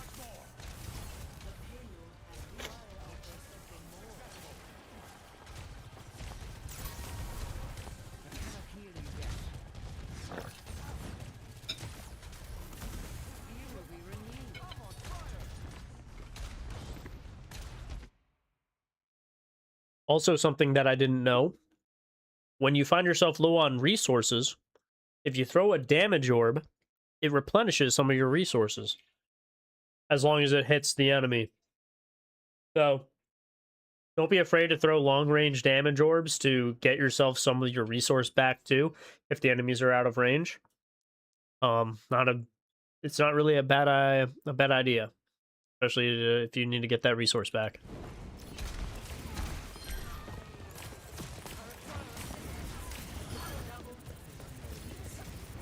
Oh, look at this burst. Okay. Okay. Yeah, yeah. Yeah, okay. Yeah, this is gold, chat. Another reason this is gold, Moiras can't do that higher than gold.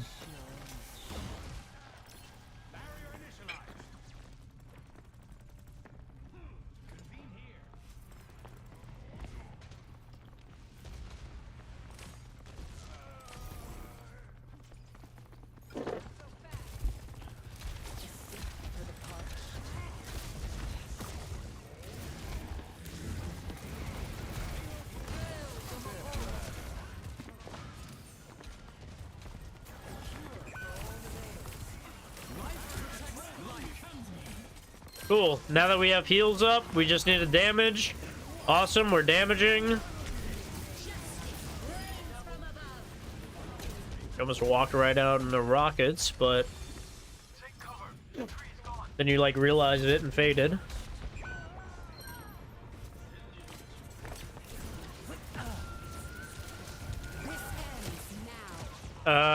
You walked into a Sojourn grenade and died. With fade up, by the way. I've dealt with cynics before.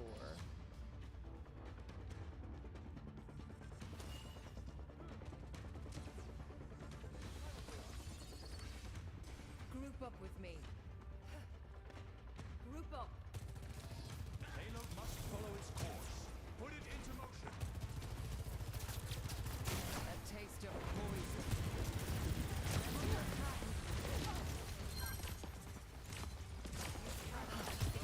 This will give us an edge. Receive my aid. Surrender to my Okay. Alright, what is this? What are we doing in the ballroom, chat? With no balls? You decided not to throw any balls in the ballroom. Now we're sitting here on 1 health on a dream. walked away from our only source of healing, our healing orb.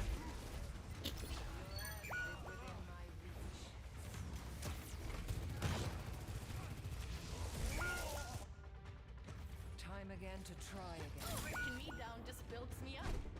Had 2 seconds from us throwing a damage orb with the Ko too. Might have helped.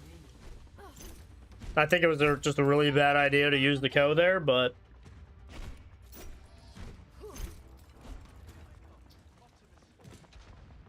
Come on here.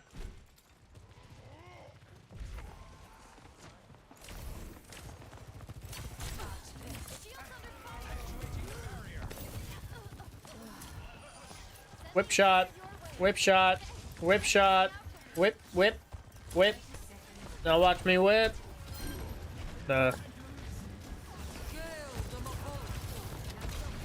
I say climbing rank in the EU is harder than NA? I don't think so. I feel like rank, no matter where you kind of are, is probably the same, because you're going up against the same players. You know, you're gonna be going up against the Joe Schmo, and then later the Joe Schmo is gonna be on your team. So I think it's not really. I think climbing is kind of like irrelevant because you have the same player pools. I think that the skill base of NA is probably higher than the skill base of EU. And that is probably because there's just a lot more people in NA than there are EU. Because NA is just a lot bigger of a country. Or even a continent than EU. And so you probably have more skill just because it's a bigger area that you're kind of like looking at people under. But I don't think the skill of NA being higher than EU makes it harder or easier to climb in any other ones. Because again, you're looking at the same pawns. Like, just because one pond has bigger fish doesn't make the pond, you know, taste any better than the other pond.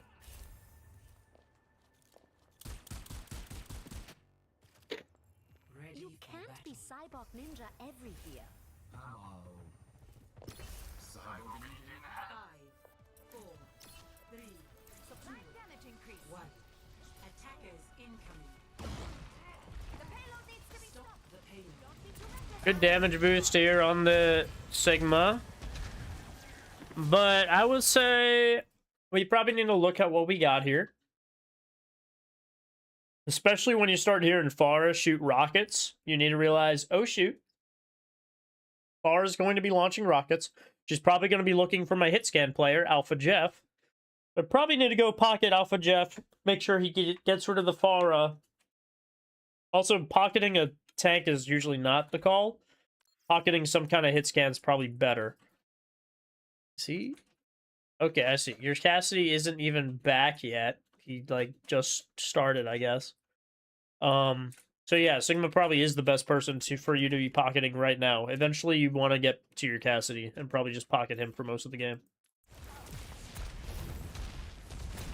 Alright, he's full health, so I don't know why we're yellow beaming. We should just be blue beaming the Sigma. He's full health. Not to mention, they gave Mercy this cool ability called Flash Heal. When your teammate is low, like a tank, you can hit the Flash Heal button, and that brings them up a significant amount of burst healing and health in total. So you probably just want to be damage boosting until they get low, and then you want to Flash Heal to get them back up to health. And then, now that you have Flash Heal on cooldown, now you start yellow beaming.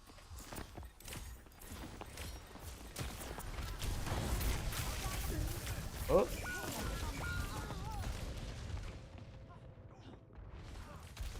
Not the supports both dying to a Moira damage orb. I mean, on top of other things, but... Lucio, okay. Big rollout. Okay. Big rollout. Okay. Okay.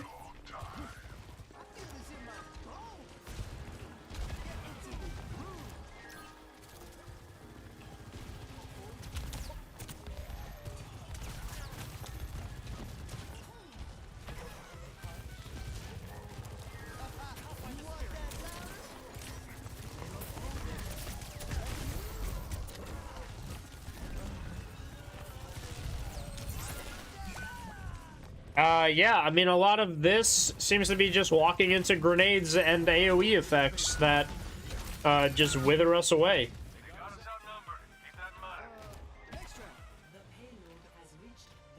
I definitely think the Moira gameplay was a lot better and stronger for us.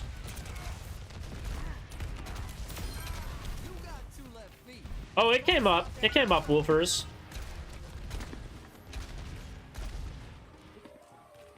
Yeah, thanks for stopping by, Wolfers, and appreciate the gift and the congratulations. Yeah. I think I also thanked for it as soon as it came through. Oh.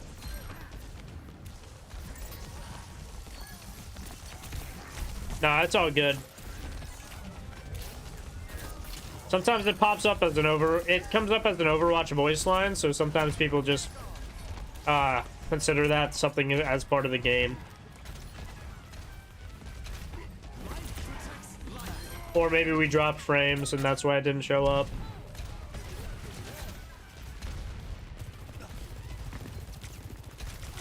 What? Friction, what are we doing?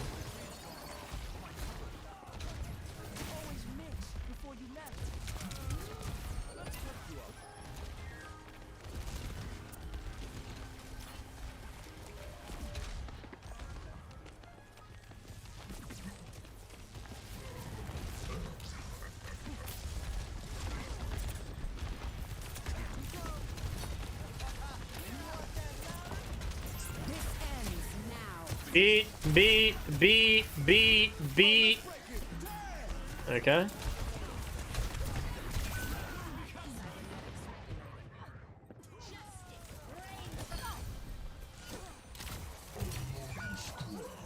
And then yeah, I guess there you just got a little too aggressive. Even though you had sound barrier, you still went full aggressive into a Sojourn that had her ultimate. So she just right-clicked you a couple times. With just the Sojourn there, instead of being on heals, you should be on speed here so that she doesn't get away. And then to get your Cassidy out of this fight, you should be on speed to get him back. Be on speed to get him back. And now that your team is back into safety, now you can go back to heals. Same deal, get your hog on speed. Get your hog on speed.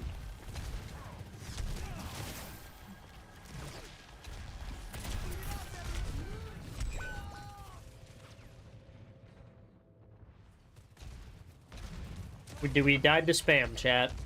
Us as a support have died to spam. Let's see the rollout. Let's see the rollout. Okay. Probably give this like a D letter grade on rollouts.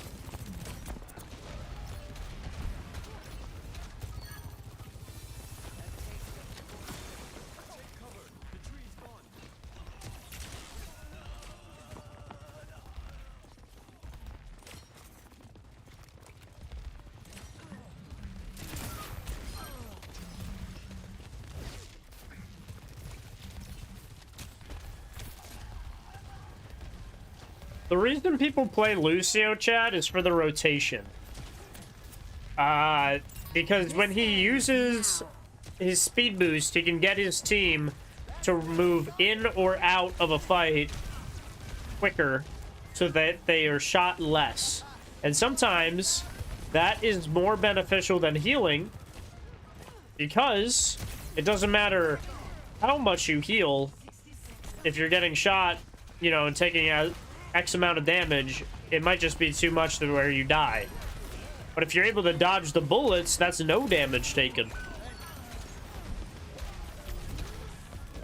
What are we? We're just. You could beat this if you wanted to, but a lot of that was literally just standing out in the open getting shot.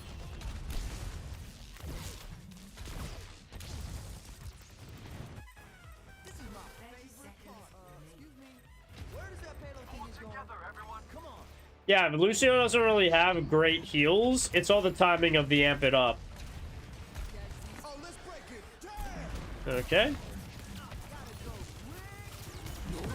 I'm not sure why we decided to use beat there when the fight was not anywhere close to being over.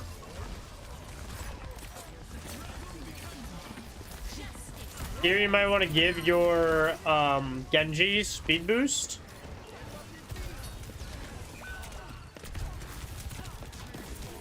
A speed boost Genji blade could have gone hard.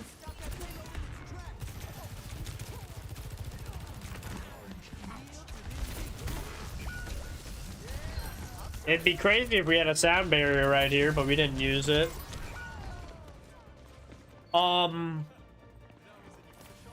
Yeah, this was like Lucio for just one defense east.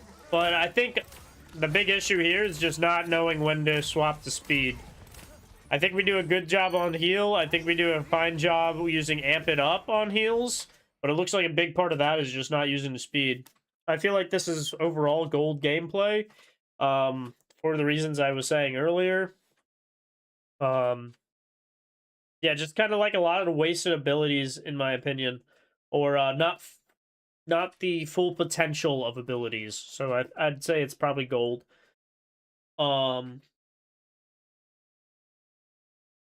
Yeah.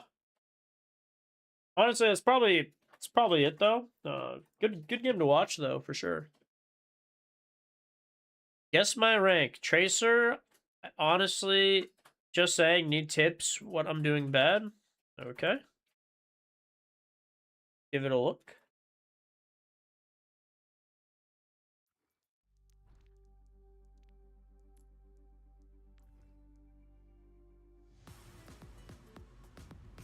Ready for battle. Yeah, what's our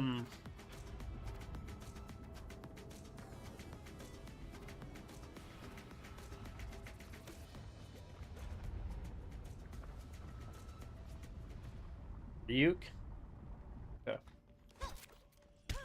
5, 4, 3, 2, 1. Round 1. Capture. Yeah, our internet's kind of iffy too, Wolfers. Okay.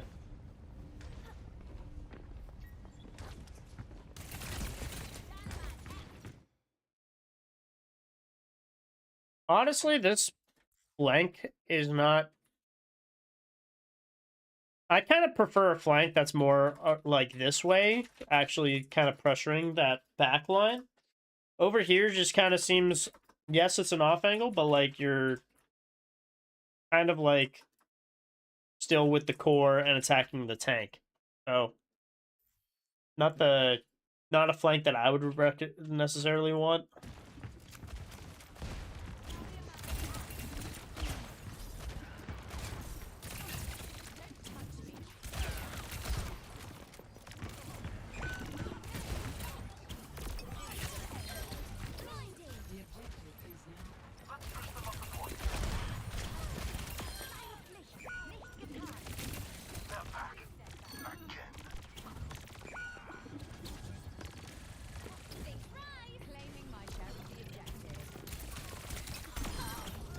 Okay. Nice. Right now it's looking like Masters gameplay. A lot of one clips, things of that nature.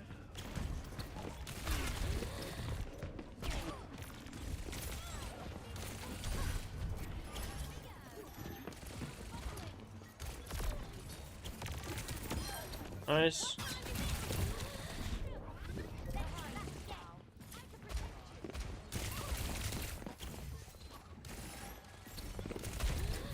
Oh.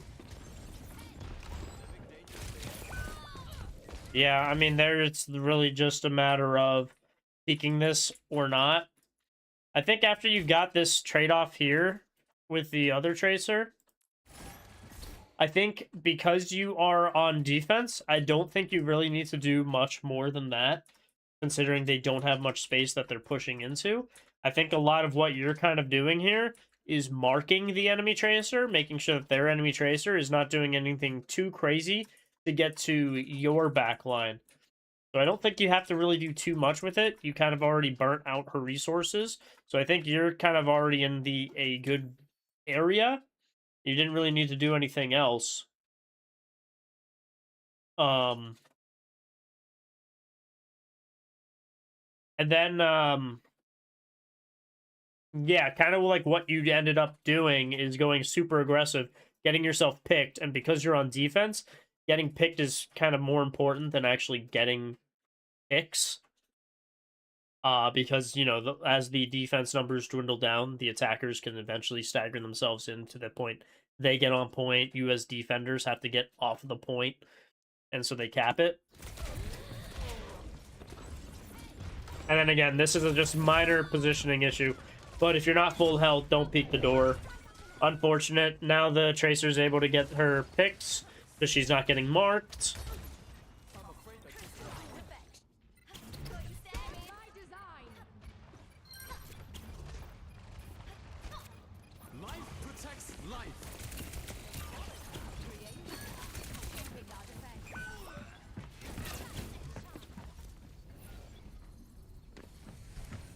Somehow we still have that, though.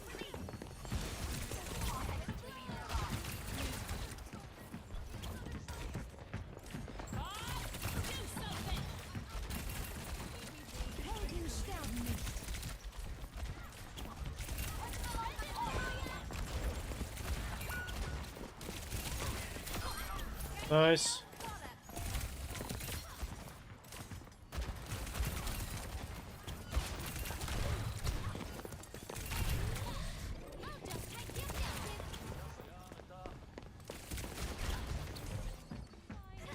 Good retreat.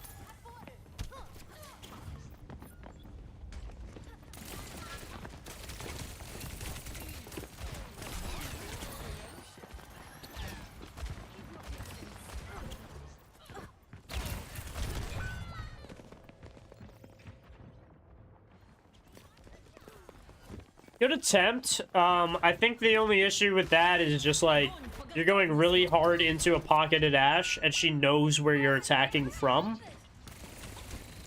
Try to go for engagements like that when the Ashe is focused on something or someone else.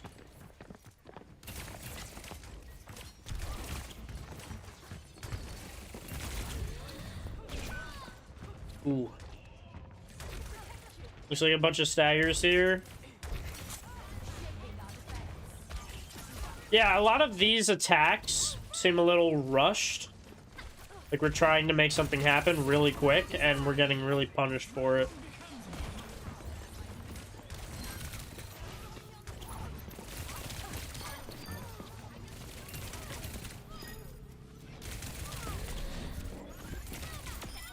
Nice. Nice, we got a team kill. We're doing what we should be doing, taking the free space. Getting ourselves in what looks to be maybe a good position for a flank. Or pressure of some sort.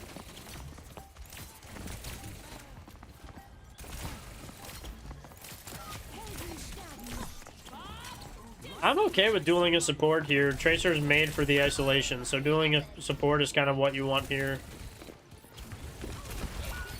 Nice. Unfortunate there is just like we didn't realize Bob was out, so we literally just face tanked the Bob. Obviously playing on point a little bit more might have been better for us.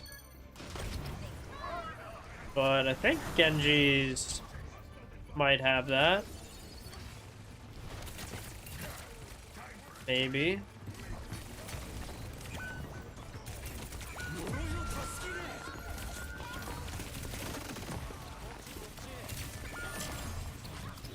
Maybe not. Yeah, I think overall the you know, issue was that was just face tanking a full Bob. Little lack of game sense.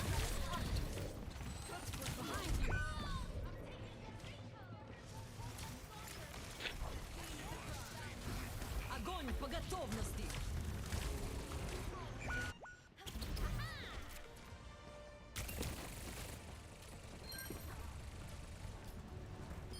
Score 0-1.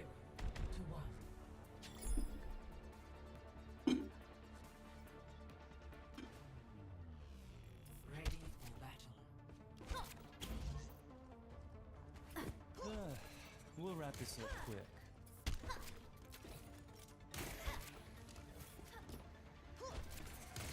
Why you lost this half? I think you lost that half due to a couple misplays. I think if it was you and Genji left on the Zarya, I think you guys no doubt would have been able to kill the Zarya. But I think the big issue was, yes, you face tanked a Bob. That was probably what actually cost it to you, face tanking the Bob. There were a couple other plays where you staggered yourself because you were trying to make other big plays, like full-on blinking into the Ashe when the Ashe was already kind of knew where you were going to attack from. So you could have just played a little bit more patient and waited for something else to happen. I liked how when the Genji popped Blade, you went full in on the dive because you knew they were been looking at the Genji. So I think it's more of the engagement timing. And again, like a silly thing like getting yourself tanked by the Bob just really made you turn what seemed to be a super winning fight into a fight that was lost at that point.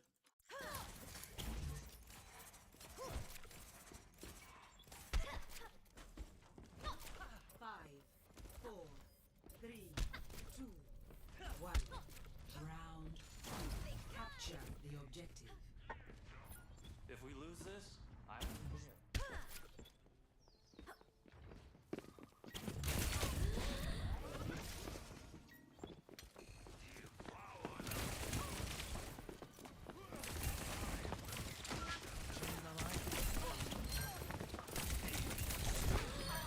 Nice.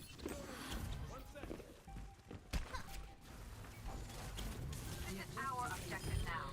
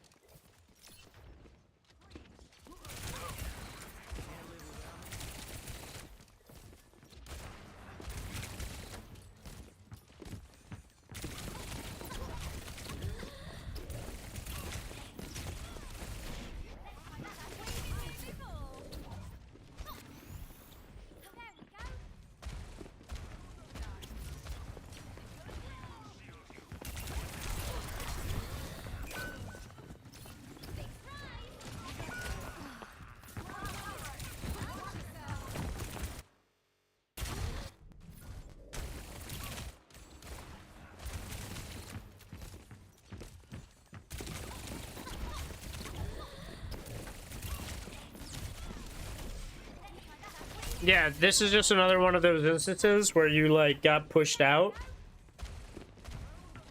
And so you lose your kind of footing. Since you're not able to mark the tracer aggressively anymore.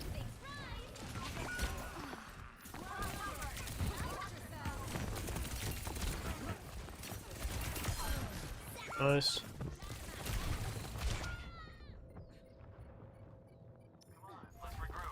So I think a lot of what I'm seeing is like you're getting maybe a little too aggressive at times, forcing yourself out, and now you lose the ability to like keep the other enemy tracer at bay, and in doing so, now she has kind of free reign and free control of the fights.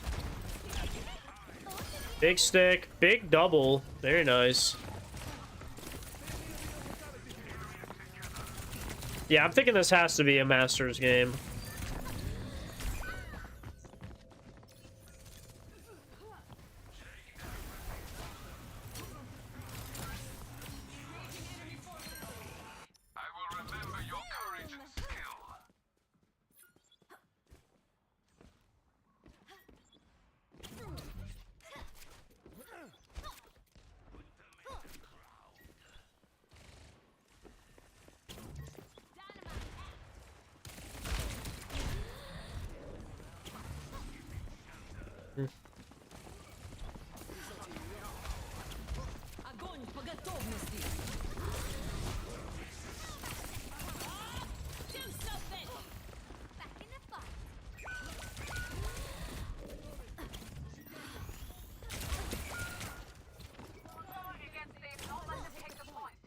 Yeah, I mean, can't control that. Whole team dies to was that Bob and Zarya?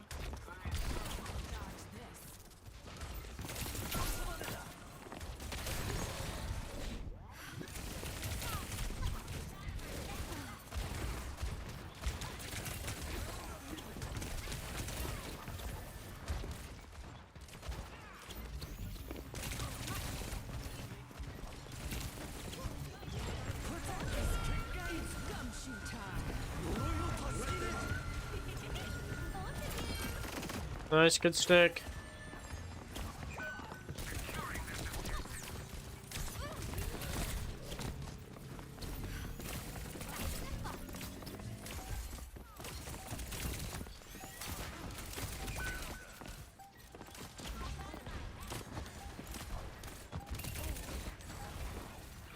Yeah, might want to feel okay. Nice. Just a little worried about that tracer there.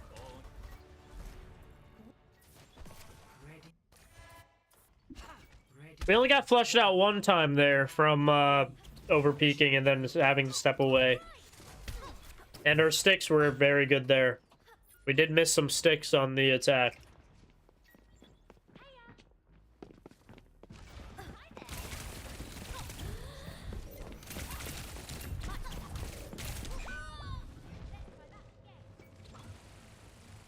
Lost Tracer duel. Not really great. What made us...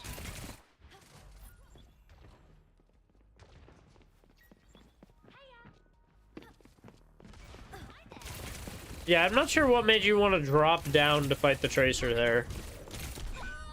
I feel like you just should have waited for her to come in.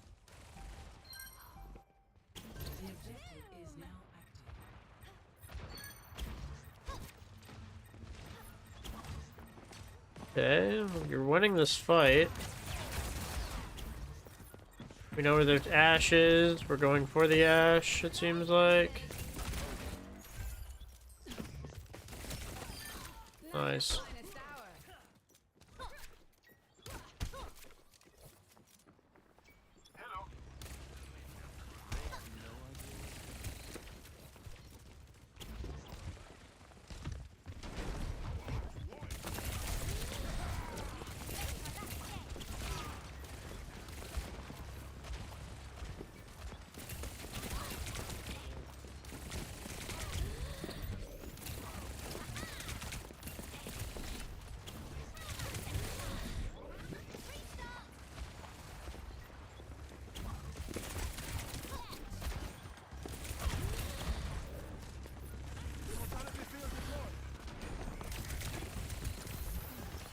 Oh, I would have kept going on the Mizuki. Yeah. I'm surprised that you, like, lost him here.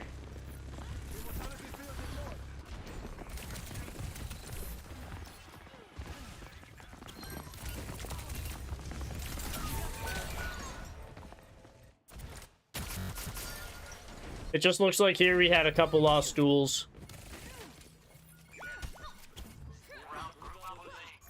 Not sure what happened. Fat Finger's not good.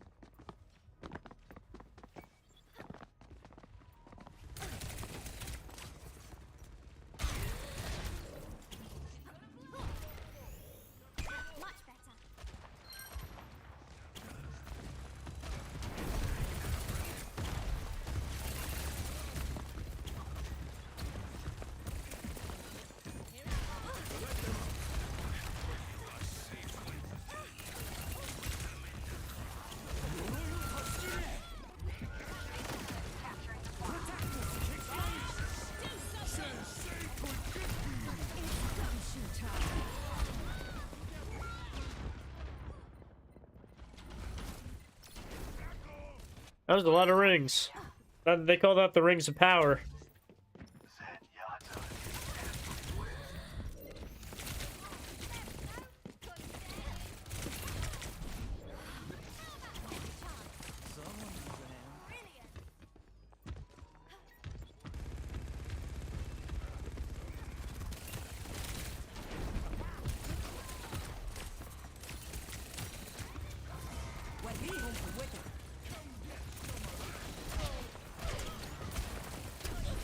Yeah, this is literally just a lot of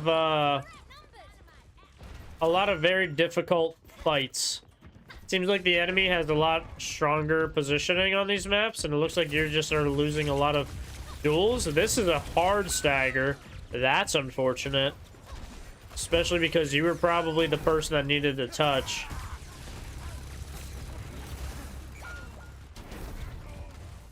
Yeah, I mean, first half was definitely what you needed to win it on. For the first round.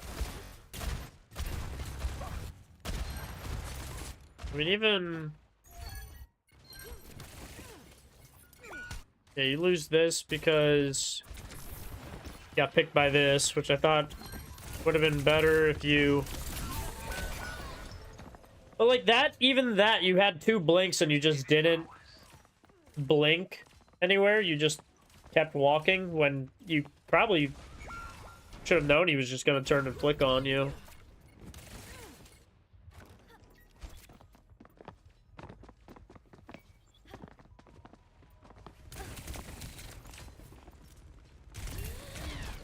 Then there you get shot by the Ash because you're peeking long distance.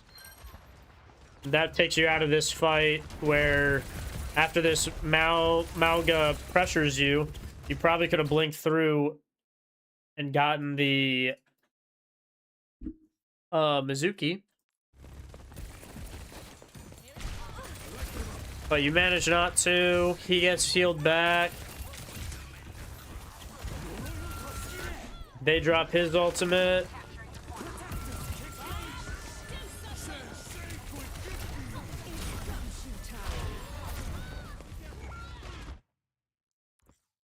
Yeah, okay, and you don't have one. Yeah.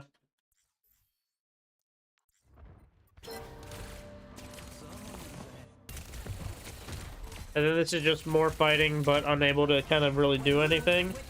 Even though your Reese's on point fighting them, so... It just seems like you're playing at a vantage point that they already kind of suspect and know you're pressuring from there. You kind of needed to find something that was a little more off.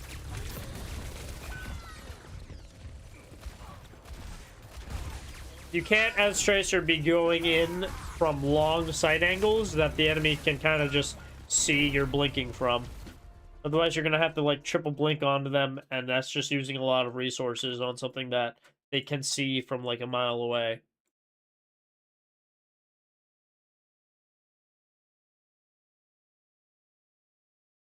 So, yeah, it just looks like a couple times we just got really aggressive, and then we got pushed out of our positioning. And then that kind of let them have free reign while we have our downtime of getting ourselves health packs and such. And then a couple times where we went super aggressive on plays where they kind of already saw us there, so we needed to find ourselves a new angle of attack. I'm a new Mercy that started a week ago, and I want some tips. Okay. In general, I'd probably say the big thing that you probably just need to work on is get yourself just more hours of playing. You will learn more the more you play games like this.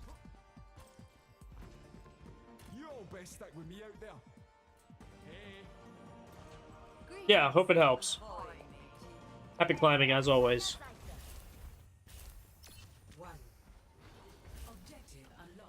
Okay, so it looks like we are under the discovery that, yes, if you hit the control button, you will be able to super jump with Mercy. If you hit the space button, you will be able to slingshot with Mercy. So we're probably going to be doing that a lot. I like the damage boost. Really good.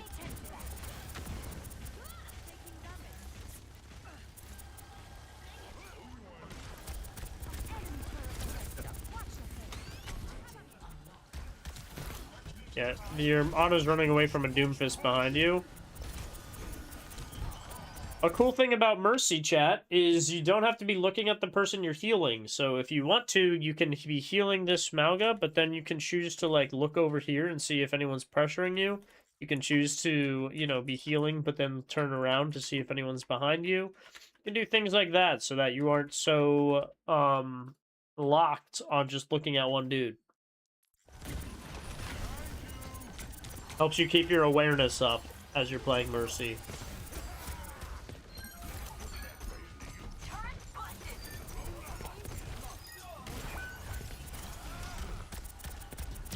Let's get going. Feeling better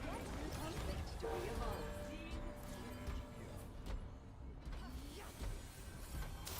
Big res. Keep pushing towards victory. I'd probably damage boost your Echo here, just because she'll be able to fly up and get some stickies real quick. Yeah, that's something you don't do. You do not just super jump for the hell of it, because if they have something like a heavy hit scan, you're going to fly up in the air and then get instantly shot out of the sky. So just don't super jump when you feel like it, because that is a quick way on getting yourself killed.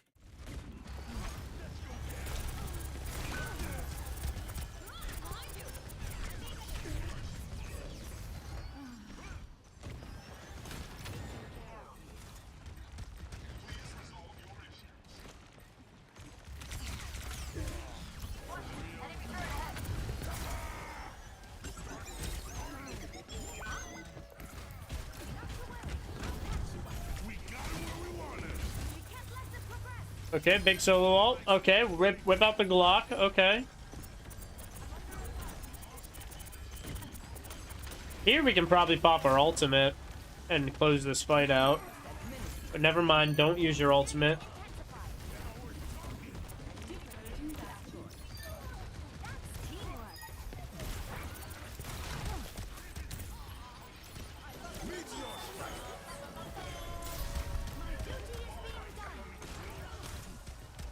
The fact that he lives on Bastion is crazy.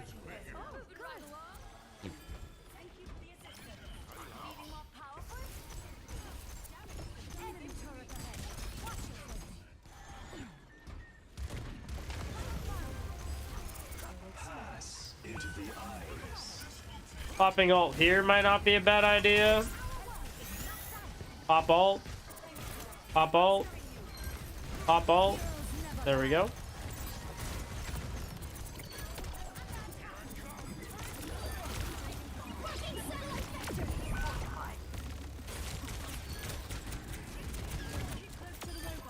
Okay.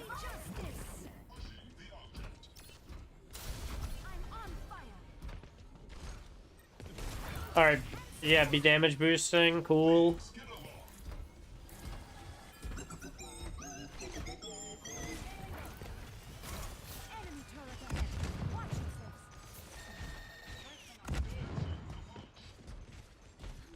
Yeah, like that would... Okay, yeah. I was gonna say, that's just a perfect time to go and do a super jump. Probably did not want to land yourself there. Probably could have just floated yourself off. And because they're playing there, at some point, you could always fly back up if you needed to. Once you have a beam connected, it's a lot easier to also fly to people because it literally connects... It makes it so your Guardian Angel flies you to that person that you're connected your beam to. Unless you have a setting changed in your settings section. And then, yeah, once she dies here, you probably could have... Well, actually, she didn't die there. That's your body. So... Well, you probably wouldn't have died. Might have been able to res someone at some point. Like your Mauga. Enemy turret detected.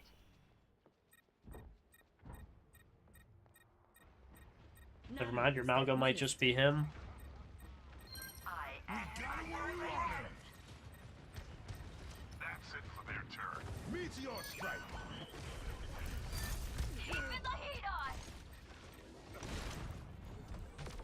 Start the push.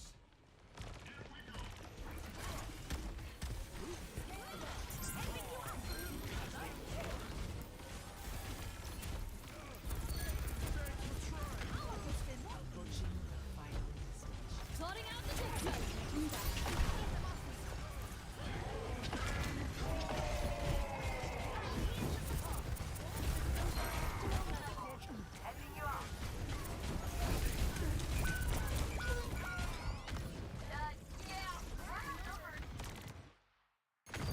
Surely we don't lose this.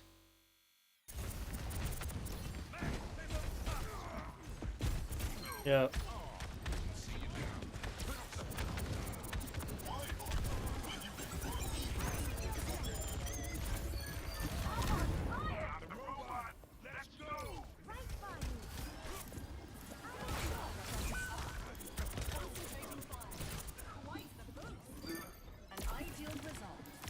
Get your Ana. Get your Ana back. Get. I would have gotten the Ana back, but that's okay. Who needs an Ana? Damage boost here since your team's full health.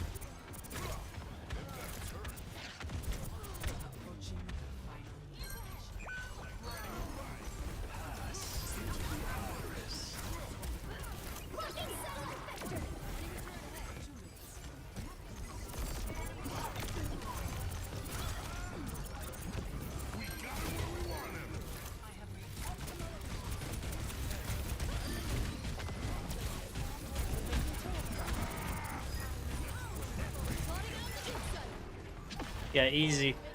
Honestly, the only thing that I would probably say think about, I mean, everything looks pretty good there. Things that we definitely need to work on, don't super jump just for the hell of it. That will get you shot down. Yeah, I can do that, AO. I think that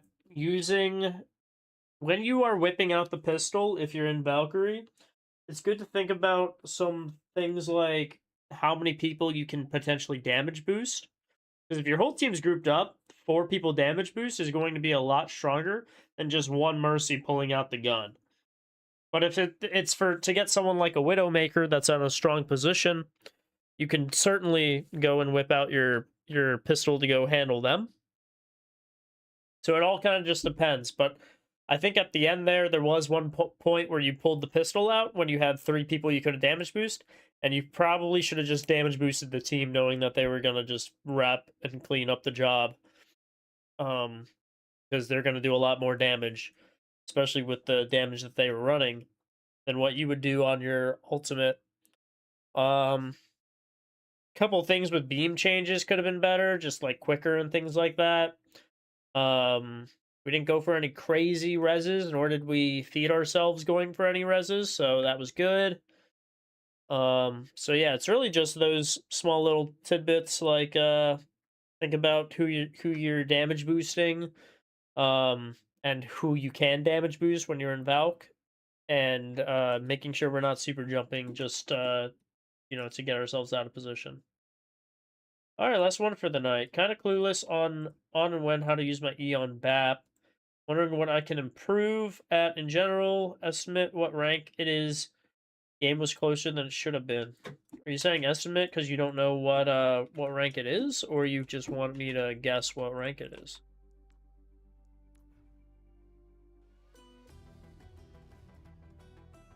Ready for battle. I'm assuming we're playing Hubris. Someone needs to fill this saddle. I'll do my best, sir. But, I'm not a mech, so maybe lower your bar a little? 4, 3, 2, 1. What's up? Unlocks in 30 seconds. He sells seashells down by the sea. Enlevez cela. Pas qu'à faire toute bagaille. Seashells down by the sea. Hi there. What's up? You're completely healed. Stay alive, boy. Yeah, I mean, an E like that is definitely not what you should be using it for.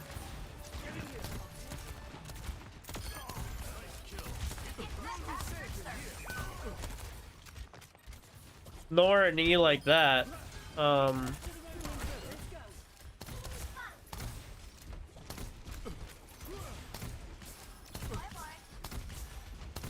Something to keep note of, BAPs, the mechanics seem really strong here. A lot of good aim, a lot of good, like, you're shooting and healing at the same time, which is pretty good on BAP. The E heals more when they're below half health. So a lot of the time you're going to want to use it when someone is low to give them that burst healing back up to basically full health. If you use it before that, it will still heal, but it will only heal, like, I think overall 75 health. When I think if they're below half, I think it doubles it to 150. Oh, E is for Immortality Field? Oh, I see. My bad. Sorry, I was thinking regen burst. My bad.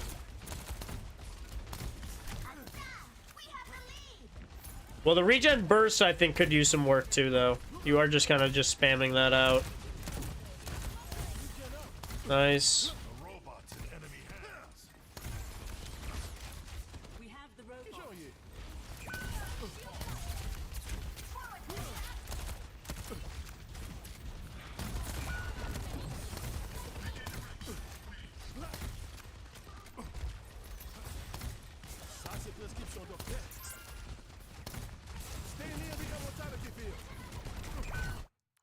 I think something you might have been able to do in this fight is when the diva dives here, you could have called out that you have an immortality field and then drop it right here so that she would stay alive while fighting these people.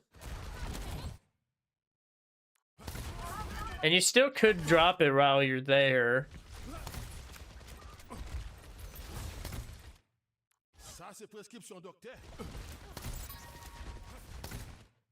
This is a little eh. And this is way off track. If she's trying to retreat, you should have thrown it closer to you. Don't think it would have done anything. Might have been able to keep her up for 2 seconds longer, but for you to get your regen burst in, but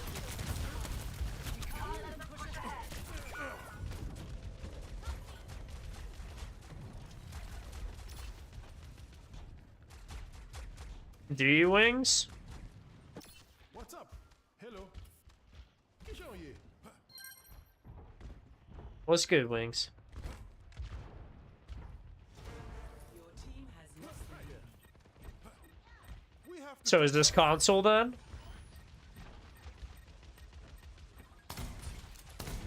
Because he said E. No, PC. Oh, okay. Oh, that makes sense.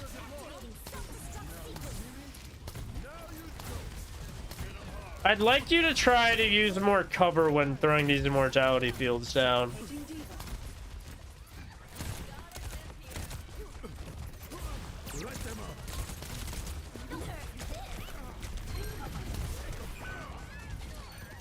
Also, what did we throw our immortality field down here for?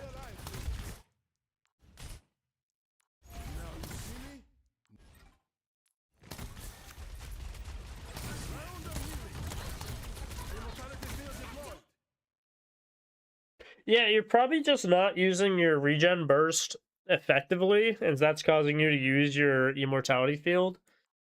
Because you could have used that to probably save you from this bomb here.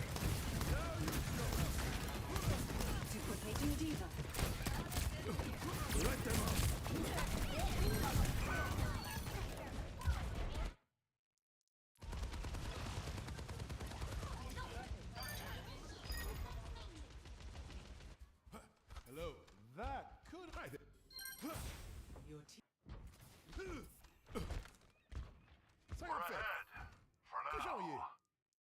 Choosing to go this way is a little interesting because I feel like it's easier to go this way. I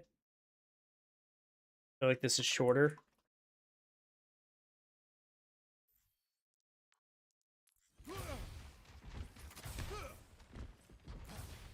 Yeah.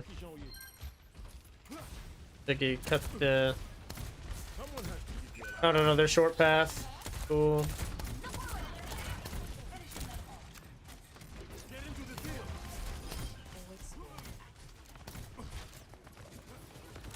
That was a fine field.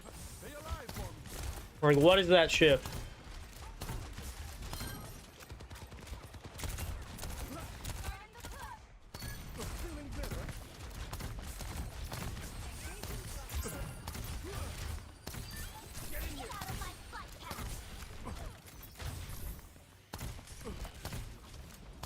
Yeah, that was good too.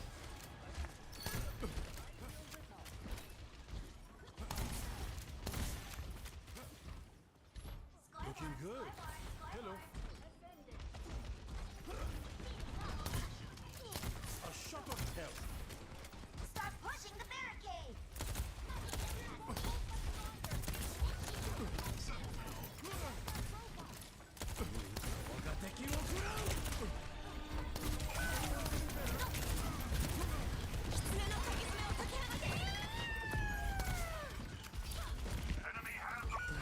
I think a lot of your immortality fields just aren't taking natural cover in mind. You are kind of just throwing them out right in the middle of everything.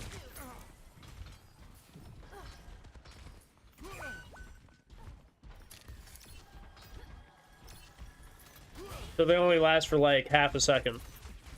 They should be lasting for like hopefully 3.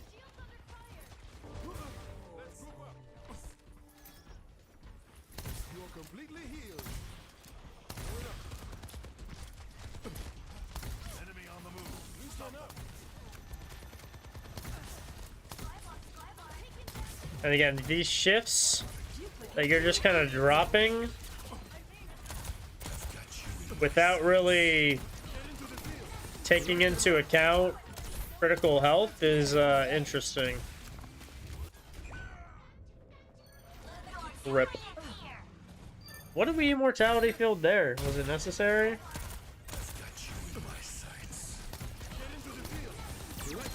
Yeah, there's like another one where you throw it out in the open rather than like behind cover over here if he's right there. And yeah, I guess your immortality field does break here, right? Yeah. You need to just back up, I guess. Whatever.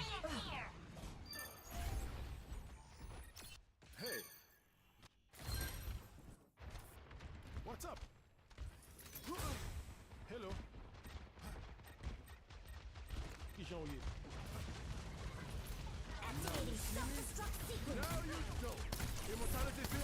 Yeah, again, another wasted regen burst, and so we're just throwing down our immortality field, which has a 30-second cooldown.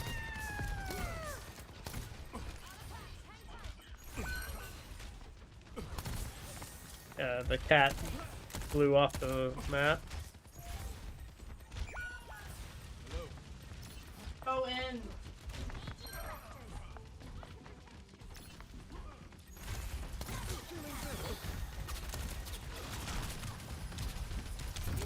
Like, even using your burst there would have been better, because it would have gotten you back to full health and you wouldn't have needed your immortality field.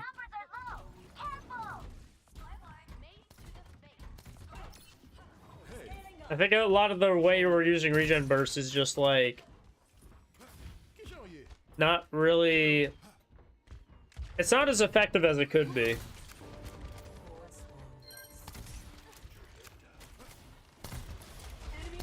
Yeah, I think that Jetpack Cat was Ryan being a paid actor.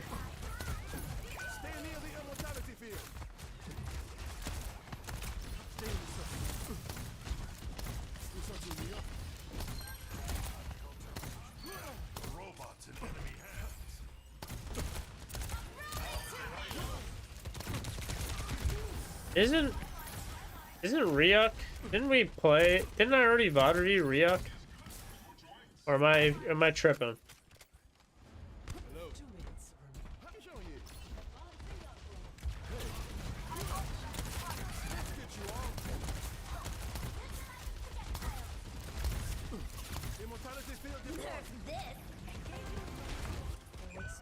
Wow. What did we use immortality field on here?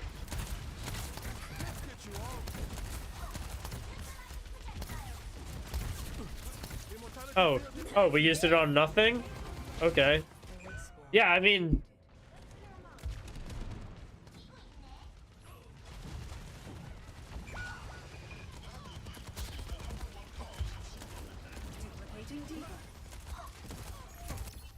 Hello. What's up? Hi there. Hello. Activating self-destruct sequence. We'll get to where you need to go. Okay.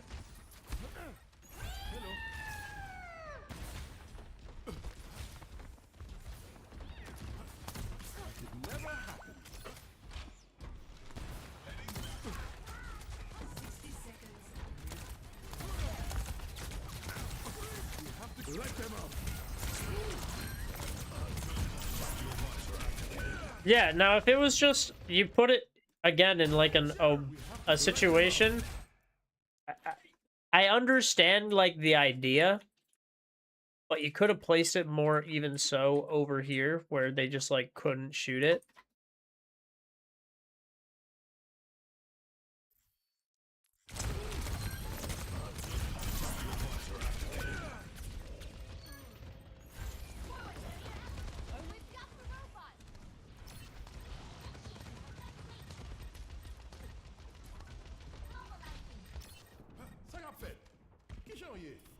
Hi there. 30 seconds remaining.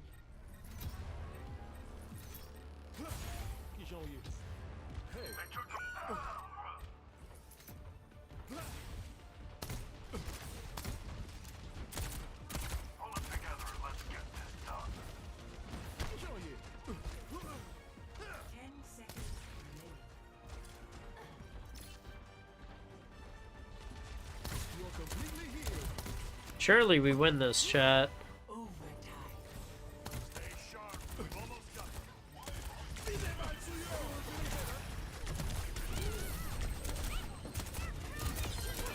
Yeah, if you're getting clawed on, that's a fine use of the immortality field.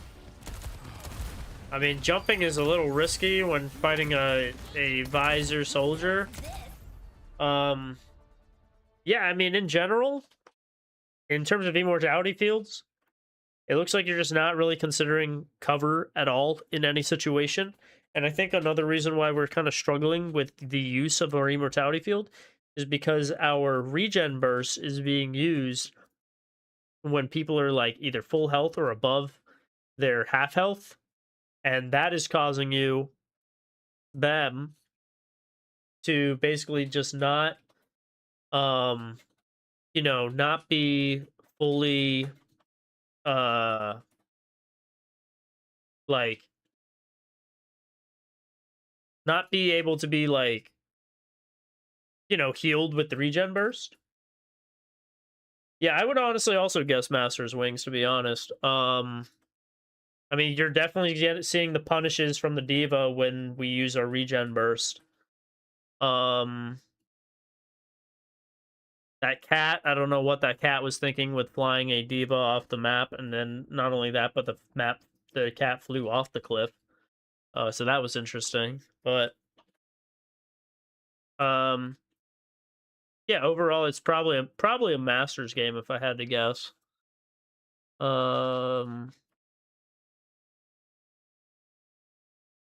Cat was elo trading. Yeah, it just looks like we're relying so heavily on immortality field because we're not utilizing the regen burst strong enough. So anyways, chat, I believe that is everything. So thanks everyone for coming out to another Dihon stream, and I will see you guys all in another one. As always, happy climbing, and thanks everyone for that submitted a VOD. Toodles. Peace out.